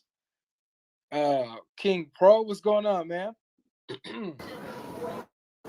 Hello, everyone. Sorry, my background's kind of loud, but I wanted to talk to Al. Al, can you hear me? You wanted to talk to Al? You don't want to talk to me? Nah, not today, man. Wow.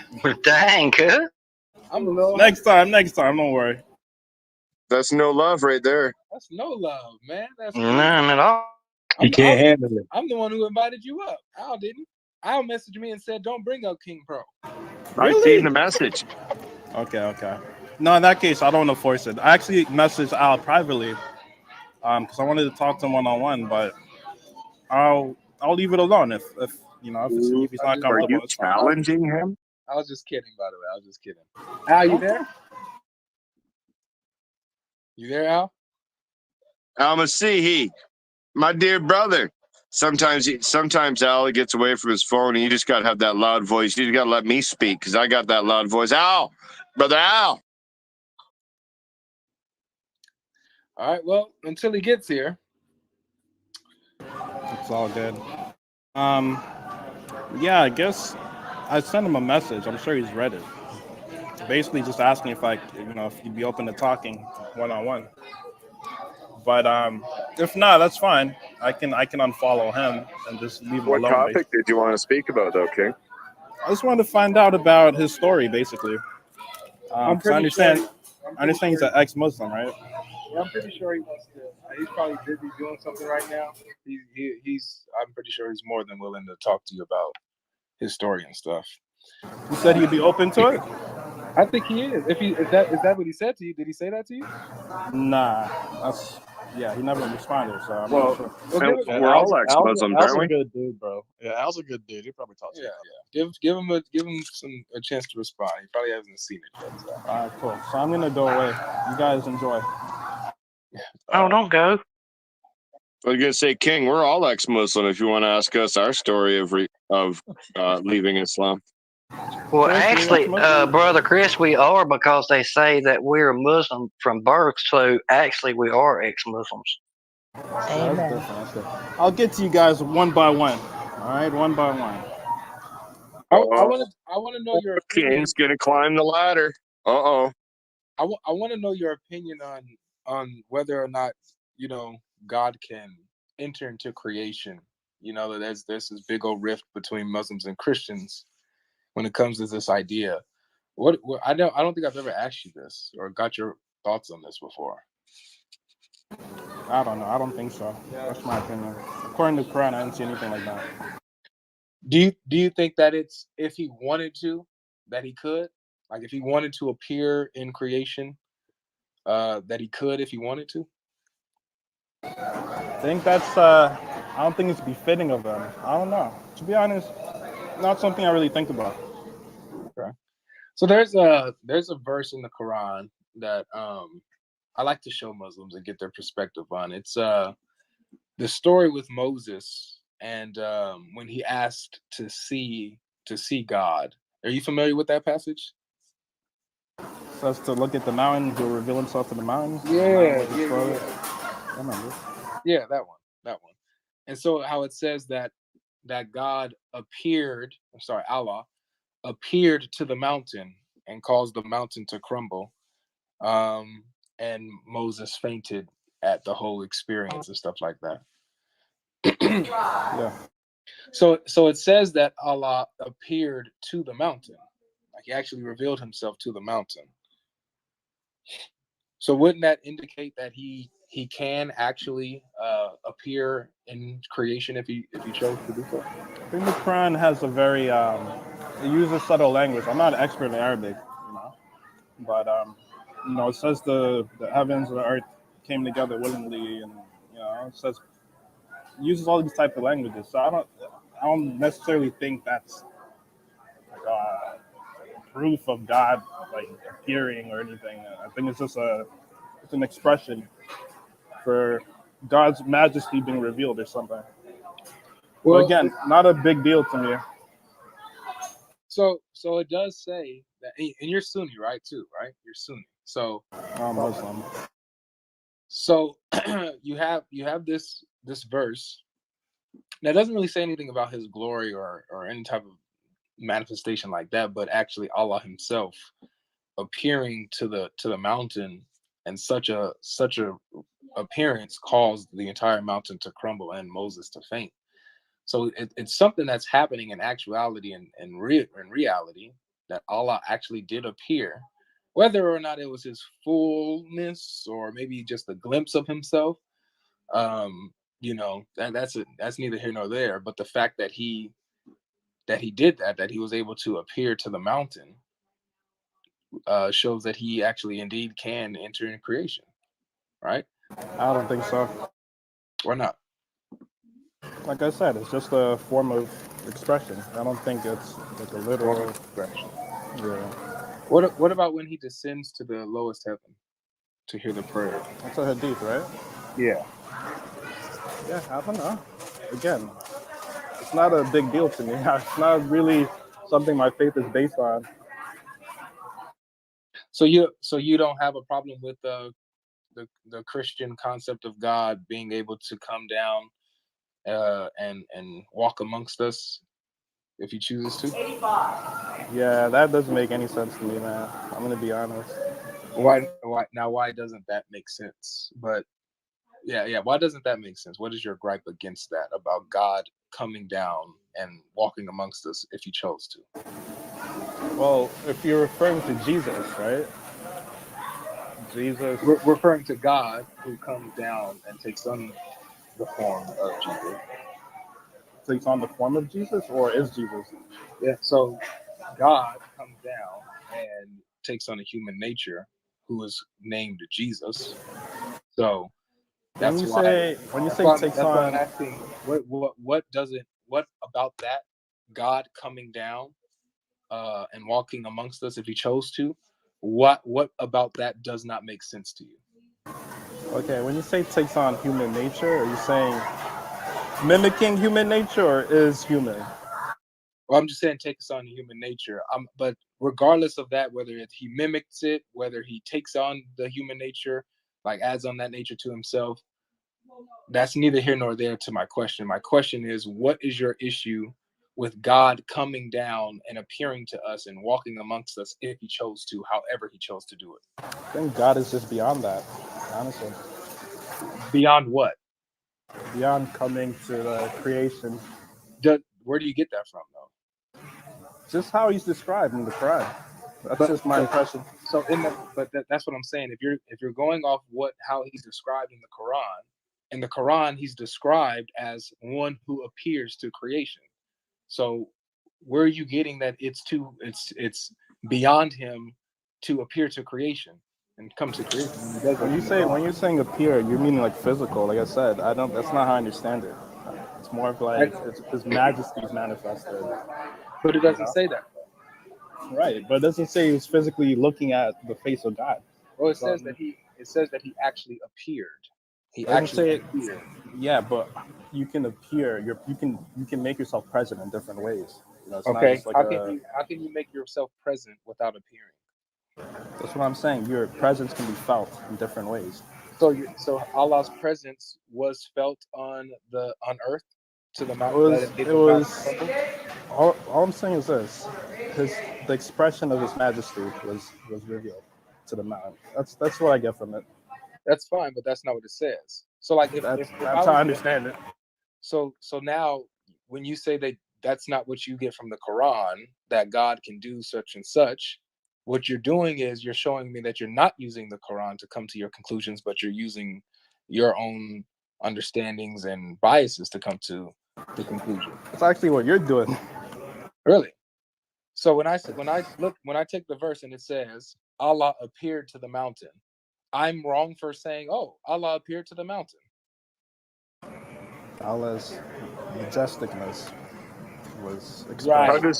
How does majesticness appear? That's the thing. Like like I said, there's verses I talk about the earth and the heavens saying we come. How do they talk? No, I understand that, King. But Yeah, you're saying the same concept. majested is whatever, right? The majesty of Allah appeared, right? But how does that actually happen if Allah isn't the one appearing? What do you mean? How does it happen? Is his majesty apart from him? Is it something that's separate from him? So this is the thing you guys get into. That's why I think a lot of Christians are confused, because you try to like get into this whole, oh, how does God? There's three gods. What else does it look like? Does he have hands? How does he walk? God is beyond our comprehension. Allah is just. No, we're simply just asking a question. So it's not something he hit it right on the nail, but he hit it right on the nail. Okay, hit on the nail. But at the end of the day, right? It's beyond as far as the nature of his uniqueness, right? We can't understand the exact details of these things. Like we're given certain details. I like this to an extent, but with that said, it's not to the point where it's not to the point where we blindly believe in illogical things. Well, it's literally to the point. So not. Look, notice how inconsistent you are here. I'm about to show you. Hopefully you get it. You questioned the incarnation of Christ and the Trinity and says that's something that you can't believe in because you don't think, because this is what you said, and I quote, I don't think that befits him. I think that that's beyond him. So you're going with what you think now about something that you said just now that we cannot comprehend. So then who are you to say what is beyond him or not? Unless he reveals that to you. Hold on. I'm gonna let you go. Because you said a lot. So now if you in one sense appeal to mystery and say, well, you're asking questions and investigating things that are beyond our comprehension, you shouldn't really be digging this deep, then you should never, ever, ever challenge the Trinity. I'll wait till he gets back because he's on a phone call. I'll wait till he gets back. But I love when we get the Muslims to the point where they have to appeal to mystery. I love it when we get there. You guys can say something until he gets back. Oh, here he is. Sorry about that. I got a call. It's all good. Yeah, So what I was saying is, I wasn't planning to stay here, guys. You look, God got me here, man. Let me finish my statement. Okay, go ahead, finish. Go ahead, finish. I appreciate it. So what I was saying is that once you appealed to mystery and said that we shouldn't investigate certain things because it's beyond our comprehension, and there's certain things that we shouldn't, reject or whatever, it's beyond us. It's not something we should be investigating. Then with that same energy, You should never, ever, ever, ever, ever question or reject the Trinity. Really, you shouldn't reject the Trinity because it's something that's beyond your comprehension, and you're not capable. You're not capable of soundly rejecting it because it's beyond our comprehension. Can I respond to that real quick before I go? Sure. Your name is Logic, literally. Dude, listen. Shake Logic. Shake Logic. Shake, okay. No Shake Logic. Okay, listen. Shake Logic, baby. Here's the deal, though. Here's the deal. Or Imam, whichever. There are things that make sense, and there are things that don't make sense. Period. Okay. You're trying to conflate the two. It's not Is that the thing. same as what? Listen, hold on. What we don't Let me comprehend? finish. Is that Let me the same finish. thing? It's not. You see, you can never make sense out of nonsense. Period. Whereas you can actually nonsense is the Trinity. No offense. I'm just being honest. But let's that's talk about it more. subjective and arbitrary, though. It's not subjective because okay, we'll get to it later. How about just wait? I'll try to join in later where we can talk properly. But it's nonsense, period. And you cannot say, oh, you don't comprehend nonsense, have the same energy for nonsense. What energy, man? There's no energy for nonsense. It doesn't make sense, period. I'm sorry. That's what it is. So it's not, the Trinity is nonsense because I say so, but it's not nonsense for Allah to appear to the mountain and make it crumble, who cannot come to creation because it doesn't befit him arbitrarily. I don't get this in the Quran, but I'm going to say it. It doesn't befit him. And it is absolute nonsense for Allah to descend, meaning go from one place to another to hear the prayers of his believers. But he never comes to creation. That's beyond him. That doesn't befit him. That's nonsense. Yes, Trinity is nonsense. That's what I said. But I'll catch you guys later, though, okay? Alhamdulillah. Astaghfirullah. All right, King Pro. Thank you, man. And it's weird that King took the minority view on this as well, because the view that King has that Allah didn't actually enter his own creation is the minority view. If you look at the oldest, the older scholars, like the companions of Muhammad, they believe that Allah did enter his own creation. Like there was I believe it was Ibn Abbas, wasn't it, God Logic, that held out his finger Yeah. and said this much of Allah entered. Actually, it was both. It was Muhammad and Ibn Abbas. Muhammad did it first, and then Ibn Abbas also did it. So yeah, Muhammad said when Allah entered and appeared to the mountain, he showed this is how much he appeared, and showed his pinky finger, and said that Allah showed his pinky. And also, their Allah, it is stated that he enters the lowest heaven in the third part of the night. Now we know that it's a created place, and it's a real ascension. That's what the Islamic scholars have said. It's a real ascension that takes place. So if it's a real ascension, then he has to logically enter into his own creation if it's a real ascension. Now, we want to start talking logic. We can definitely start talking logic, but Islam's going to get thrown in the dust. Salam Alaikum to y'all people. Salam Alaikum, brother. Salam Alaikum. So God is I was gonna triune ask- in a way that befits his majesty. That's right. God I was is going to ask triune another. in a way that befits his majesty, y'all. That's awesome. Go ahead, Lindsay. I was in a discussion the other day, and the plural majesty came up, and that term didn't actually come about until 1800s. Yeah. So in ancient Hebrew, in their literature, in their language, that wouldn't have been a thought process back in Genesis, would it have? No, ma'am. Okay. I just wanted to clarify that. Yeah, none whatsoever. Do we actually know what the royal we actually is for when people use it? Because the royal we was used by the king or the queen, of course, and it was to represent the family decision. Like we decided this, the family decided this. It was never just used for one person. It was used in a family sense, as in a more than one person encompassing the word we. So it was never used as Muslims tried to employ it anyway. I don't know where they got the definition that they use. So when is making himself out to be a we, who exactly is there with him that he is speaking for? Is that the question? Not only that. Notice how they call it the royal we, or the plural of majesty, as if it is more majestic to be plural rather than singular. So Allah is wishing that he was something that he's not, whenever he's referring to the majestic we, if we're going with the Muslim understanding there. So who is us then as well? Because there's an ayah in the Quran that says us too as well.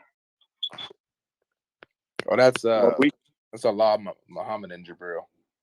Well, we know who the us truly is. And that's the reason why us of the original Quran only Christians, we affirm the original Quran, not this corrupted Quran, this Uthmanic Quran that they have today. Exactly. The original Quran that stated that Jesus is the eternal Son of God that entered his own creation, while in that form of a servant, died by crucifixion and raised on the third day.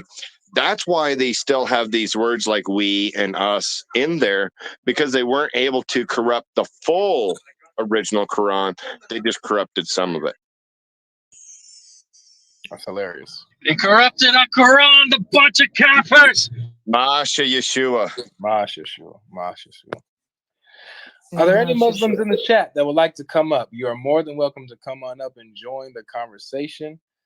Those who are watching on the live stream, thank you guys for sticking around so much. We'll stay around just for a little while longer and see if we can get some more conversations to come up here. Make sure, if you guys haven't done it already, please hit that like button. It really helps the algorithm and lets YouTube know that we get a lot of engagement on these streams. So there's about 200 people in here, so there should be more than 200 likes. I gotta say something here, God Logic. I don't think we got through to them last time, dear brother. I think we got. Come on now, whoever hasn't hit that like button. Oh, we know you secretly kiss that black stone. Come on now, you don't want to be no stone kisser. Hit that button. Let's commit jihad on that like button, y'all. All right. So yeah, we got one Muslim down there, but I don't know. I don't know if you want to bring him up. We have Hassan on the stage. How you doing, Hassan?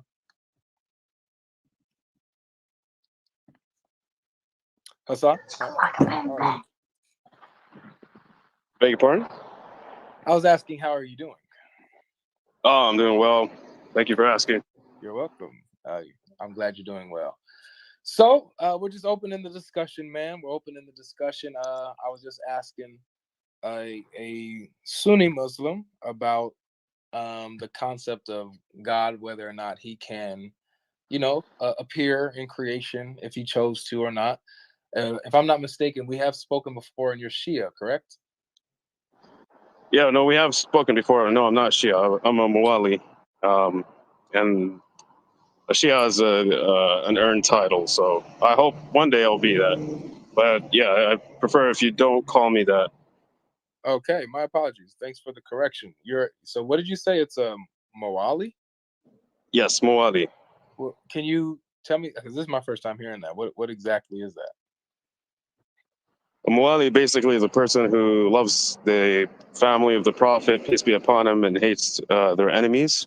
Mm-hmm. And a Shia is a person who upholds to the teachings of them and obeys what they have recommended and doesn't fall into what they've discouraged or forbidden. Okay. So it's a higher merit. What do you have to do to officially become a Shia? Well, the basic level. The first is to have a very strong theological understanding. Mm-hmm. So a pure understanding of that. The second is the acts of earning it. So there's a lot of theology, and then also the worship Okay. Okay. Interesting. and characteristics on top of that. All right. So that's interesting. Thanks for that, man. I didn't know that before. So I just learned something new today. So I was asking the brother about whether or not God can appear in creation and things of this nature. And so what are your thoughts on that? Do you believe that God, if he wanted to, could appear to creation if he chose to do that? No. And why is that? Because for us in the Quran, God has said he's not like anything else. And that's consistent from the early religions, the Abrahamic religions, coming from Adam to Noah, Interesting. to the Sabians, to the Jews, and to some Christians and Islam. So it's consistent. Then now you said something that was very interesting, which is something that I love: the consistency of the message of the prophets and the theology of the prophets in the revelations. I love that. I love that you brought that up. So we'll get to that in a second. Yeah, First, and the aspect that, I mean, and the consistency is the aspect of monotheism. correct. The aspect of monotheism. Now, when you say that, he cannot do this, he cannot appear to creation because he's nothing like creation. My question is, what does him appearing in creation have anything to do with him being anything like it? Like, why are those mutually exclusive?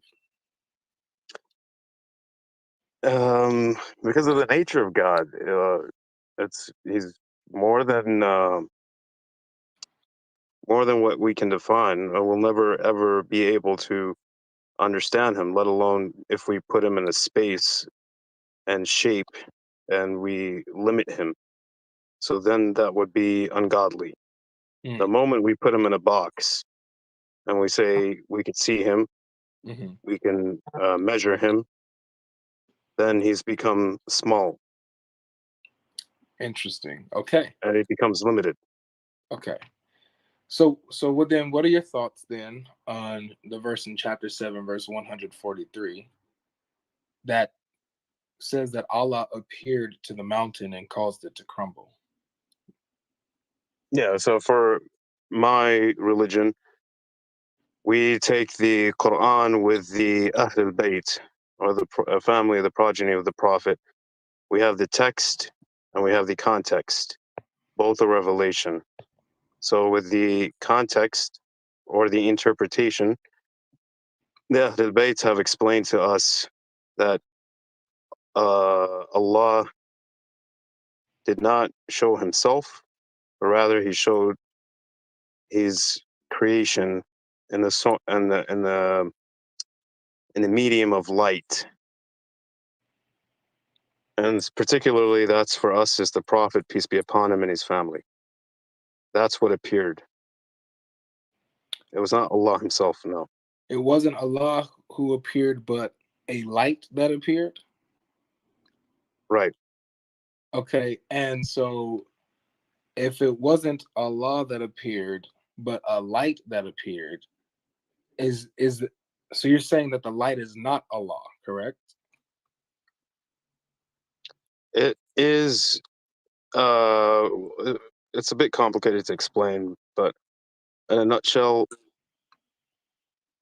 the light is the light of the Prophet and his family. When God created them, he created everything from them. Wait, time out. Hold on. So the light Allah, that the light that he has, it came into place when he created Muhammad and his family? They are the light. They are the light. So yes, was this light in existence before he created them? No, Okay. So they came long after Moses, right? no, it's the other way around. Again, Yeah, go ahead. Explain. from my religion, Allah, when He created His will created everything, and His will is that light. They So are Allah, that light. They wait. created the creation. Uh-huh. Allah Hassan, created them. when you're using the term the light, you're referring to the Nur of Muhammad, is what you're referring to, right?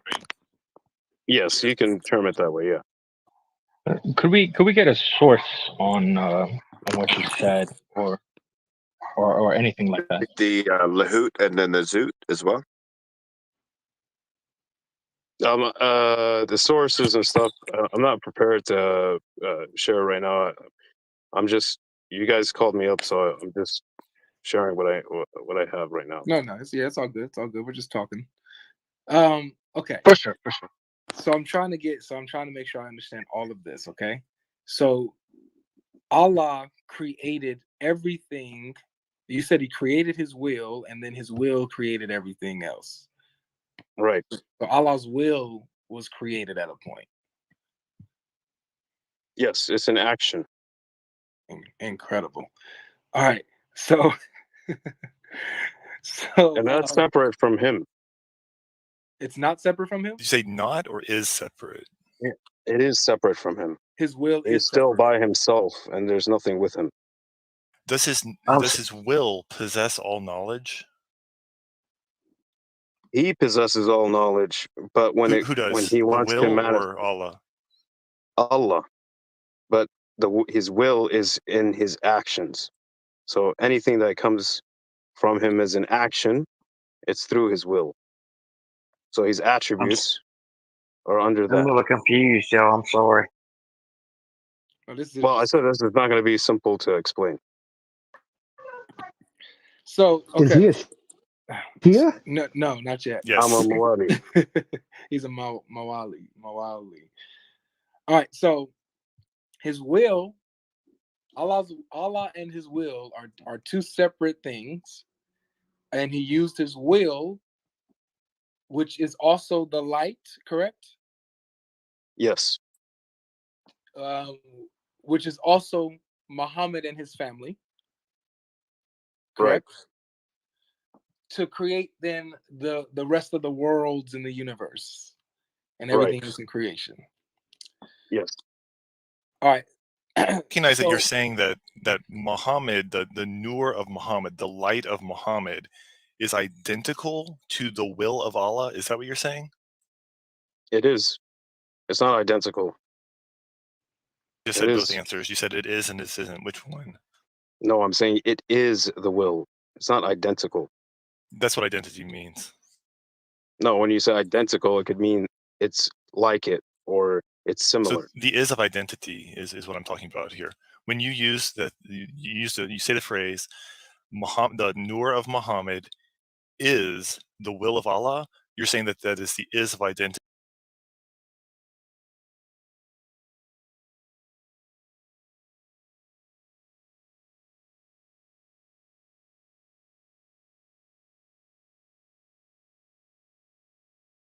Yes, there's more questions. Yeah. Avery, how dare you, brother? Hey, did I hear you say you're a sheikh? You went down a notch instead of imam? Listen, Come on, man. I think I downgraded to Imam Logic. I'm not Sheikh Logic right now. Bruh. Dang. I'm Imam. Man, how dare you? Yeah, this is tough. This is good though. We always have room to grow, right? We always have room to grow. So, okay. So I have a question on when it comes to the light of Allah and this will and all this kind of stuff, okay? In chapter 24 of the Quran, let me pull it up. It talks about Allah's light. I think you may know what I'm talking about. Or that yeah, He the is. lantern. Yes. Yeah. And so it says that He is the light of the world. Allah is. Let me see if I can pull it up. الله نور السماوات والأرض مثل نوره كمشكاة فيها مصباح. Yeah. The verse of the light. Yes, yes. So yeah, so it says Allah is the light of the heavens and the earth. His light is the similitude of his light is as a niche where is a lamp. The lamp is in a glass. The glass is as it were a shining star. It compares his light to all these kind of things. But here it says, so my point is that here it says that Allah is the light of the heavens and the earth. But you're saying Right. that there's a distinction between Allah and the light, that he and the light are not the same. So how would you break this down? So we have again the text and we have the context. Those two are revelations. We don't take the text by itself. The interpretation, we have the interpretation revelation, which we go to our prophet, peace be upon him and his family, to give us the context, the interpretation, the revelation of its interpretation. So if I go into this is going to be a long time, but what I said it still stands. And I don't know if I should share everything here, but it's still consistent. If you go to the interpretation of the revelation of this, you would see it stands. I can't take the text by itself without taking its interpretation. And I'm not following the scholars or anybody except what they say. Right. So those two are revelations. Yeah, so just and with that, you're saying that the interpretations of you said it's the family, right? The prophet and his family, yes. Prophet and his family. And we So, have different levels of the interpretations. okay. So sometimes you might have a superficial interpretation down to a deep level. I'm just paraphrasing it, the core interpretation. So you can have a surface interpretation, and then you can have the core interpretation. And then also the interpretation can eclipse at sometimes, and it sometimes I'll just stop there. But so what we have sometimes is if you have I don't know how to put it. I'm just trying to think of an example. well, I think you said enough for this one. I kind of get it.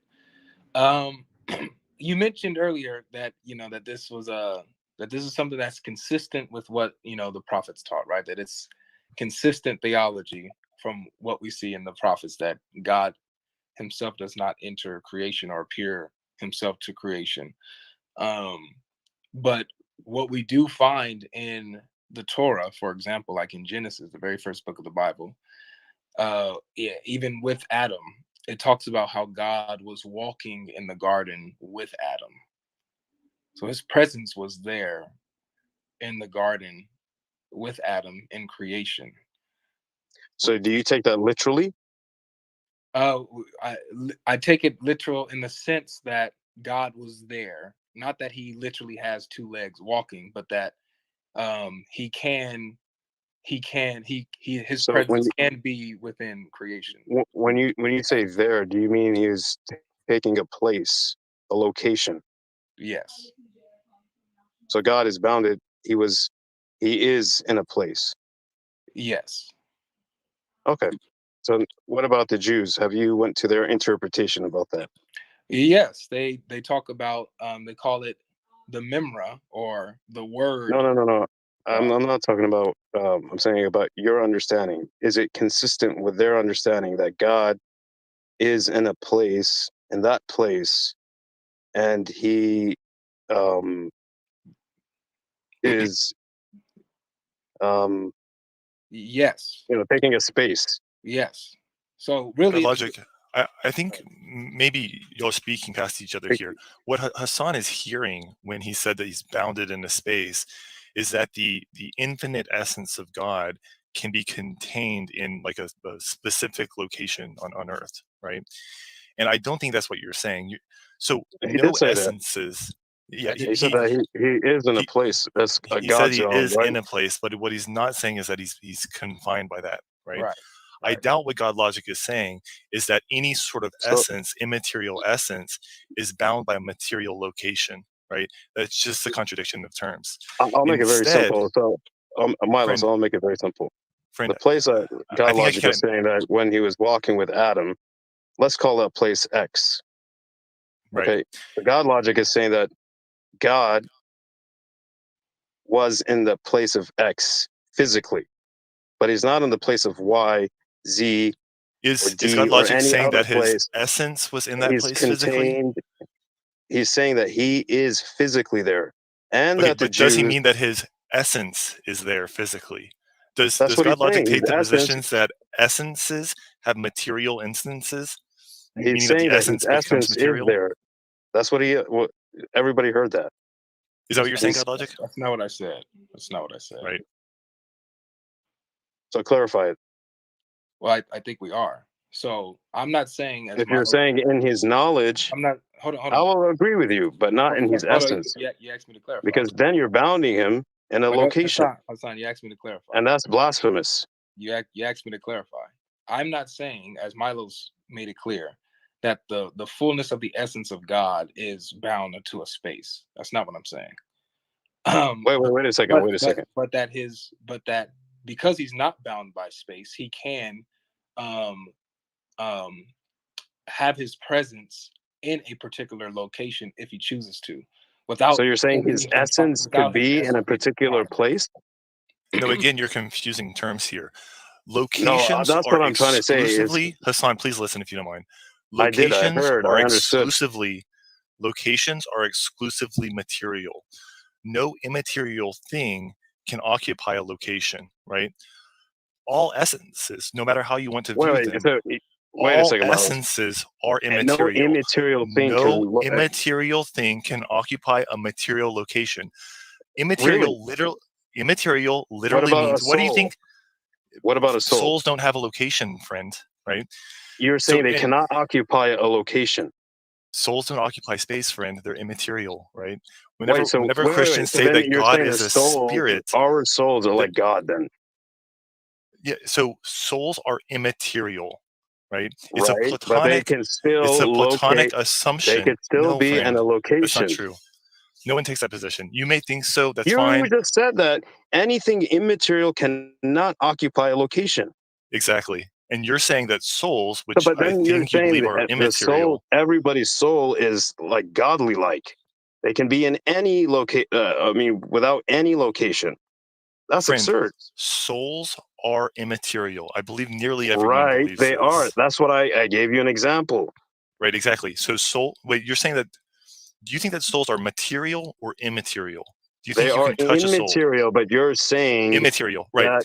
So So where? friend, Hassan, please Wait. don't talk over me. I Oh, think this will okay. make sense if you You're just listen to the confused. end of my statement. You need to rethink of So what you're saying. Yeah, let okay, him finish what he's saying. Hang on. Hassan, locations deal exclusively with material objects. We can't say that the number one occupies a material space, right?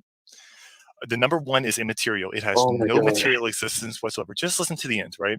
So immaterial things cannot It's very possibly simple. inhabit a location because locations require materiality, right? So no essence can possibly occupy a given location. So you're saying souls Now, do not when exist in if they're not in a body, then they have no place. They don't they have exist. no material existence, they exist immaterially.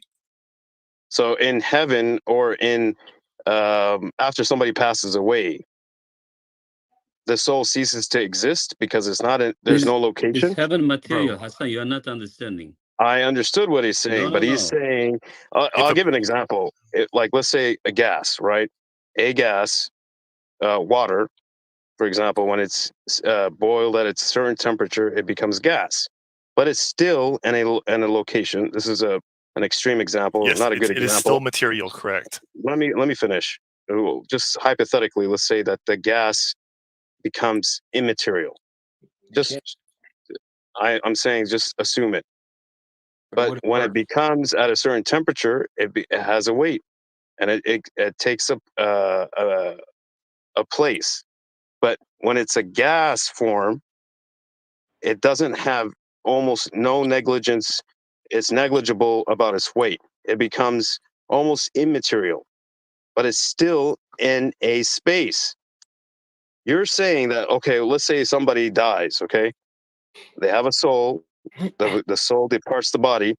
Now the soul, where is it? Does it cease to exist?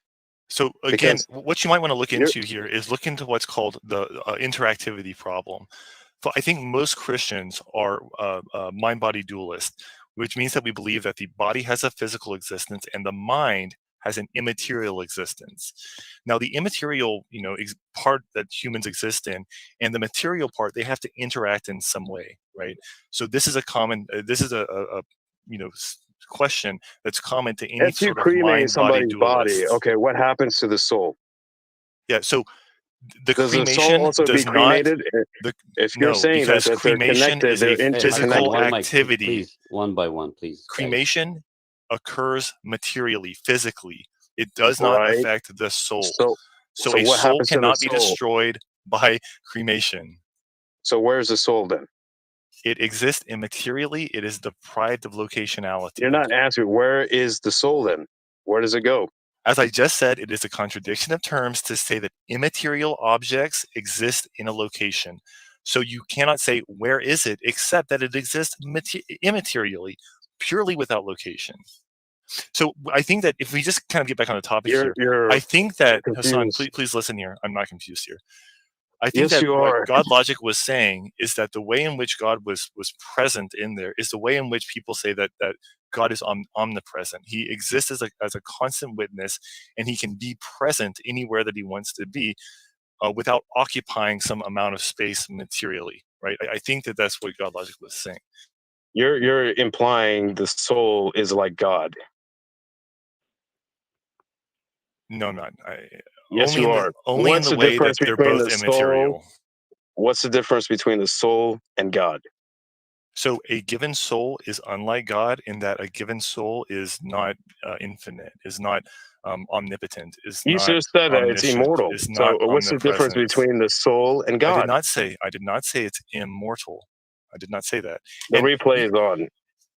You implied it.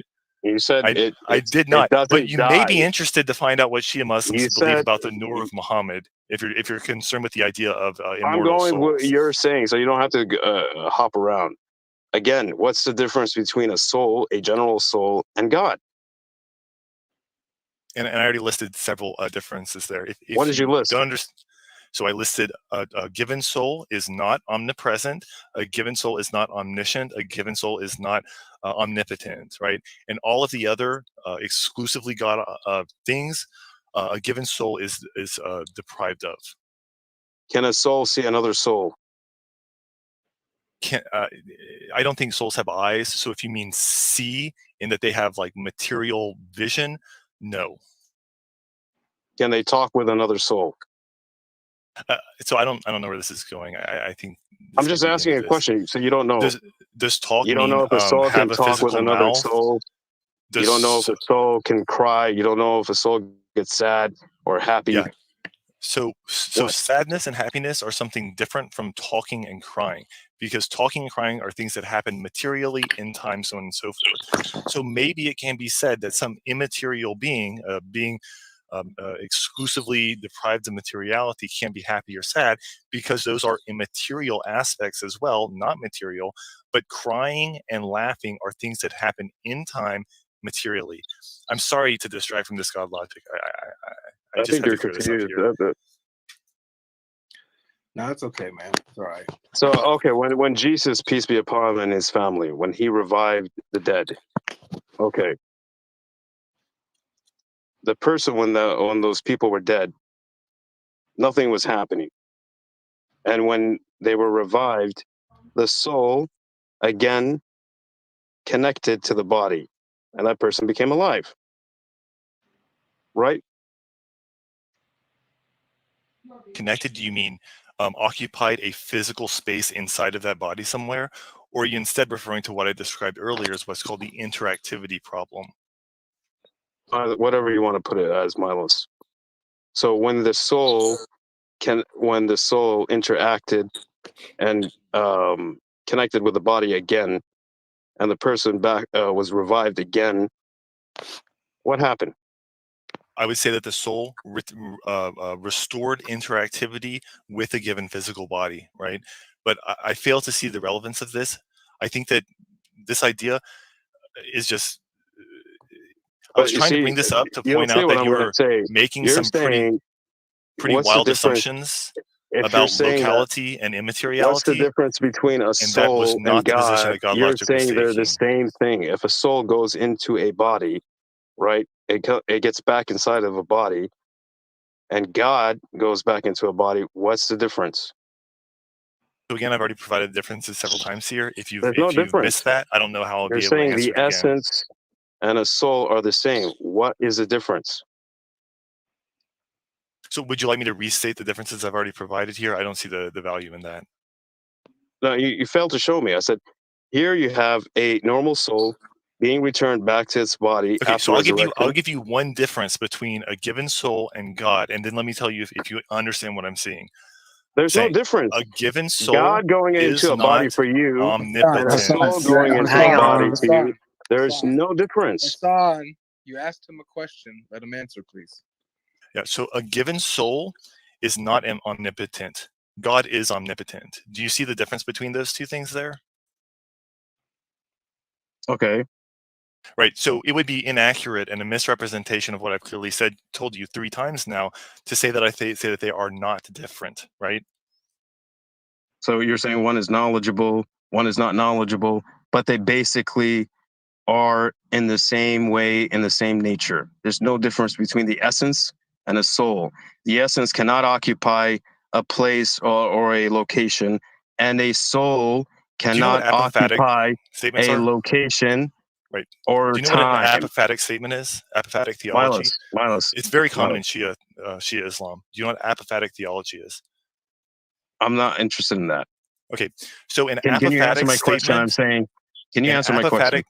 An apophatic We'll go. statement We is a can go to that. statement Can you just made answer my question? in negation, right? So whenever I'm Can you answer saying, my question? what was the question? Again, you're saying that God and a soul, the only difference between a soul and the essence of God is one is knowledgeable and one is not. No, And I they provided both three. they I both do provided not occupy a I provided place three. and any place in the existence.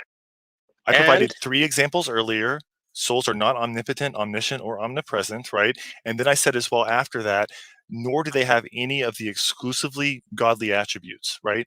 So you have then now misrepresented myself again for the 4th time after hearing me answer this several times here, to say that I think that there is no difference between the two of them. You've now changed it to say that there's no difference between these two things, but maybe I'll except that rephrase one of it them so you is can not understand it. omniscient, When right? God created all the souls, God Logic, I'm sorry for distracting this conversation. I see no more value I feel in like you're continuing running this away. conversation with Hassan here. Are you cornered? No. No. You're obviously cornered. I'm saying when God created the souls, where were they? Were they with him or were they in a place? It's as simple as that. I think that you are. He already described about location and the immaterial existence of souls. How that's a. He's saying the souls do not exist in space. They don't. Period. They do not occupy physical space or location. Location is a physical space, Hassan. According to that, then you're saying they are like God. In the sense that they are immaterial, yes. And in the sense that they don't occupy any space. They do not occupy a physical location. So they're like God. In the sense that they are immaterial, yes. You keep asking the same question. This is why Milo So said anybody's soul is like God. This is why Milo said it's not valuable. This is crazy anymore. You guys, wow. But so like it's almost like anybody's soul. Hassan, it's almost like this. It's almost like this. Do you exist? So God and anybody's soul, Hassan, the most evilest soul is like God. Do you exist, Hassan? Do you exist? You have no answer. You have no answer. Do you exist? Oh, wow. You know what's really funny about this idea is that anything that doesn't exist is also like God, right? So let's just say that we're talking about the aliens. Mixed Anything that doesn't Plazacore. Just exist, a moment here, anything Hassan. like, so you're saying a Yes, unicorn is like because God? every single thing that does not exist has no Why am I being material muted? Because you're existence. talking over So they someone are while they're talking. He was talking over immaterial me. alone. So anything that Are does you guys not gonna have mute him when he speaks over me? Dude, okay, I think we stop should just move talking on. over This This is is pure just double too standard. ridiculous at this point. No, go on, Milos. He was speaking way before you were speaking to him. All right, of course you're gonna be biased. Go ahead. it's not a bias. It's what we objectively have observed. Every time he speaks, you talk over him. You If you want to interrupt. You guys will understand, be biased. You have to be biased. Go ahead. Hassan, if you want to understand what's being talked about here, you might want to look into what's called apophatic theology. It's highly central to Shia conceptions of God.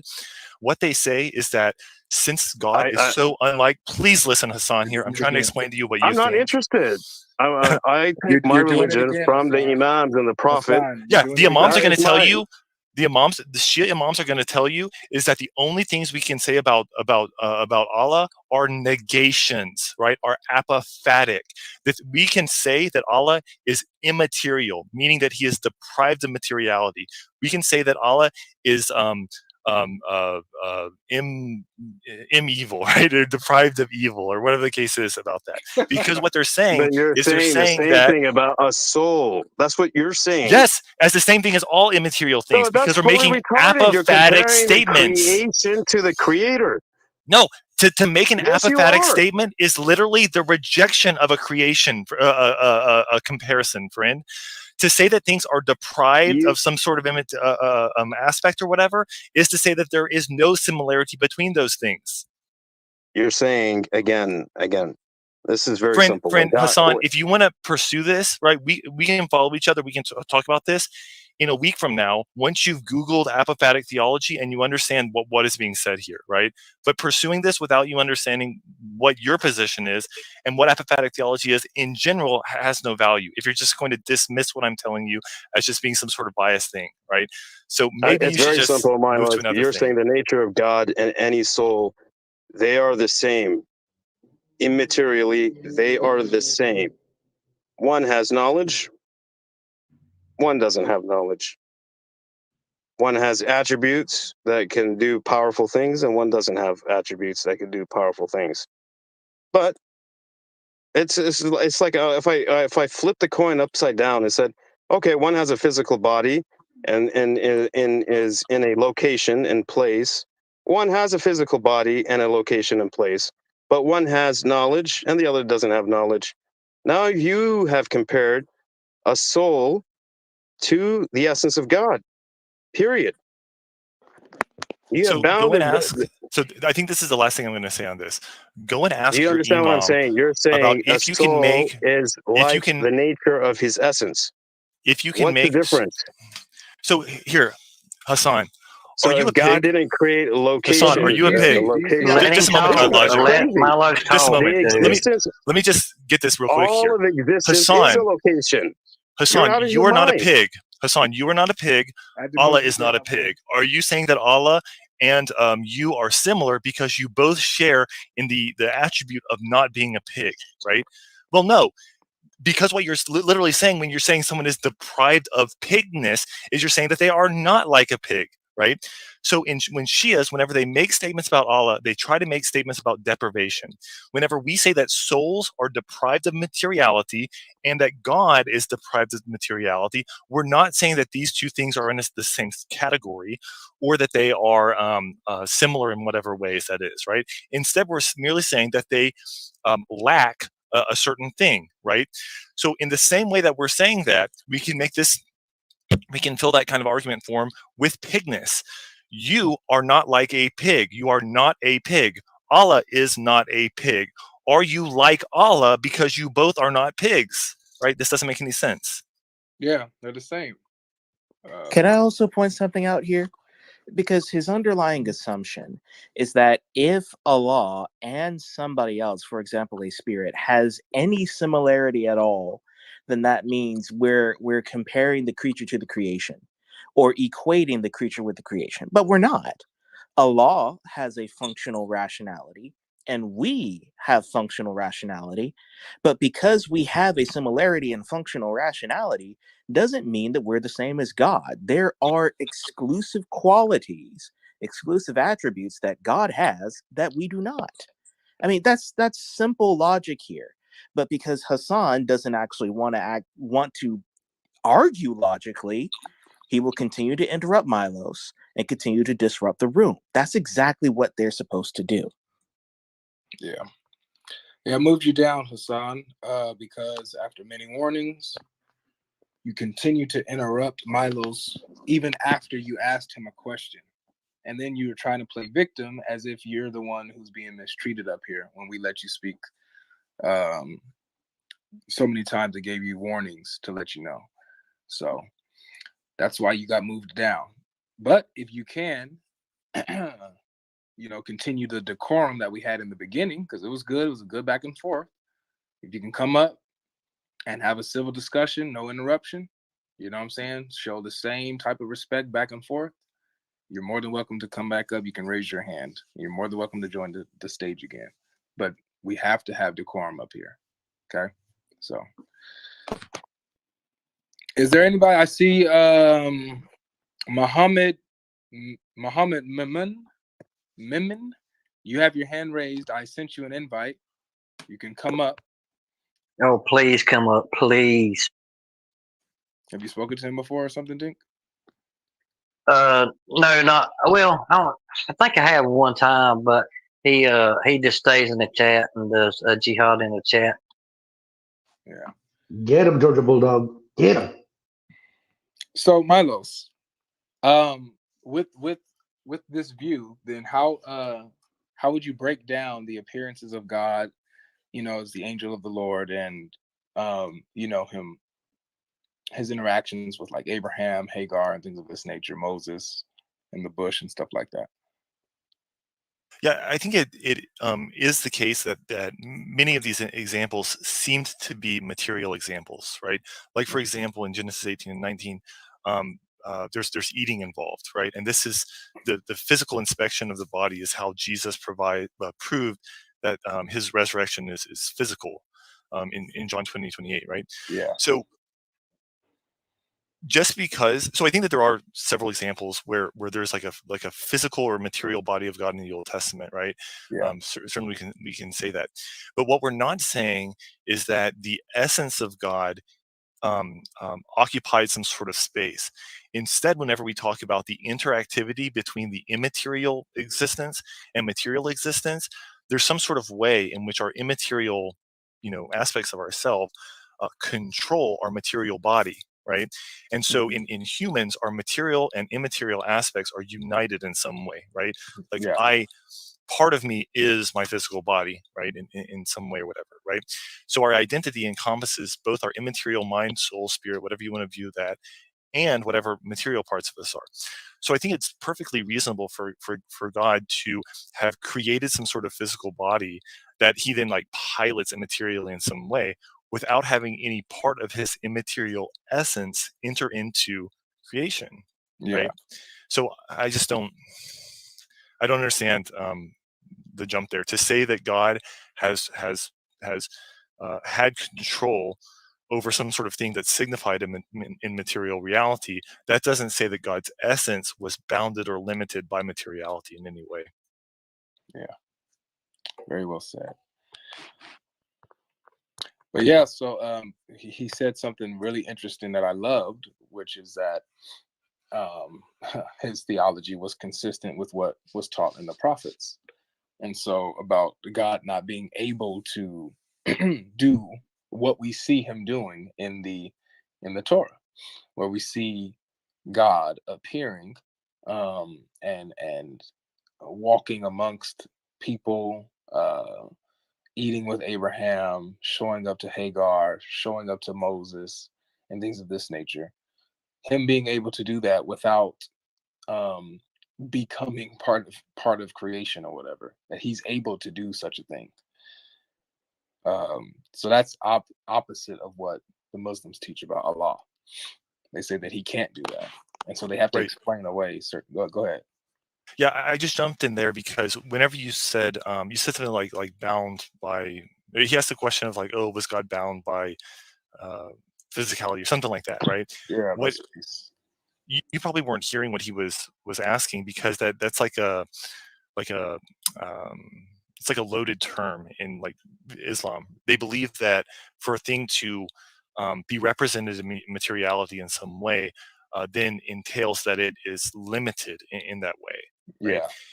And so I just wanted to point out that what you weren't saying is that God being present in the Garden of Eden indicated that he became limited at some point in time, then he ceased being limited, or whatever the case was. Right. Right.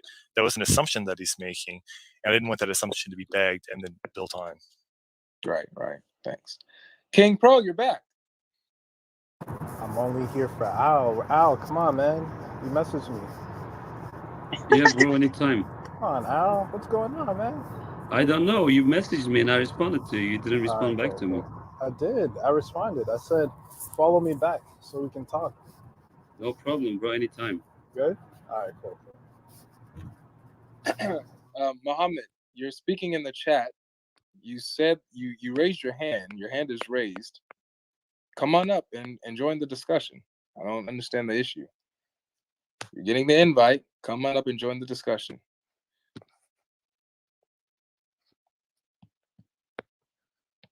Amen's a Muslim too, brother.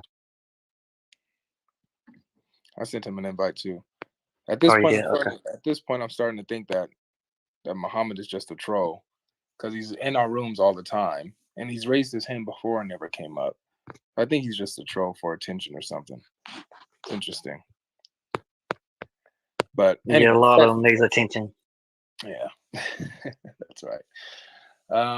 With that said, we are at 2 hours and 30 minutes in the stream, so I'm going to go ahead and wrap it up here on the stream. I'm going to leave the room open though. Thank you guys for tuning in. I appreciate you guys so much. If you guys haven't already, please hit that like button. If you like these discussions and want to see this more often, as I say, you guys can go ahead and join the Patreon. That everything is in the link of the description, or Zelle, PayPal, however you guys feel comfortable. Everything is appreciated, and I appreciate you guys for blessing the ministry and supporting. We'll be back again tomorrow. We'll be back again tomorrow with another opening discussion here, and we're going to be inviting everyone, not just Muslims, but everyone, to come and have a discussion. Hopefully, we can get some Jews or some Hebrew Israelites on the stage. With that said, y'all stay blessed. Stay away from Islam. Abortion is murder, and there's only one God who is triune. And y'all be blessed. God bless. Is God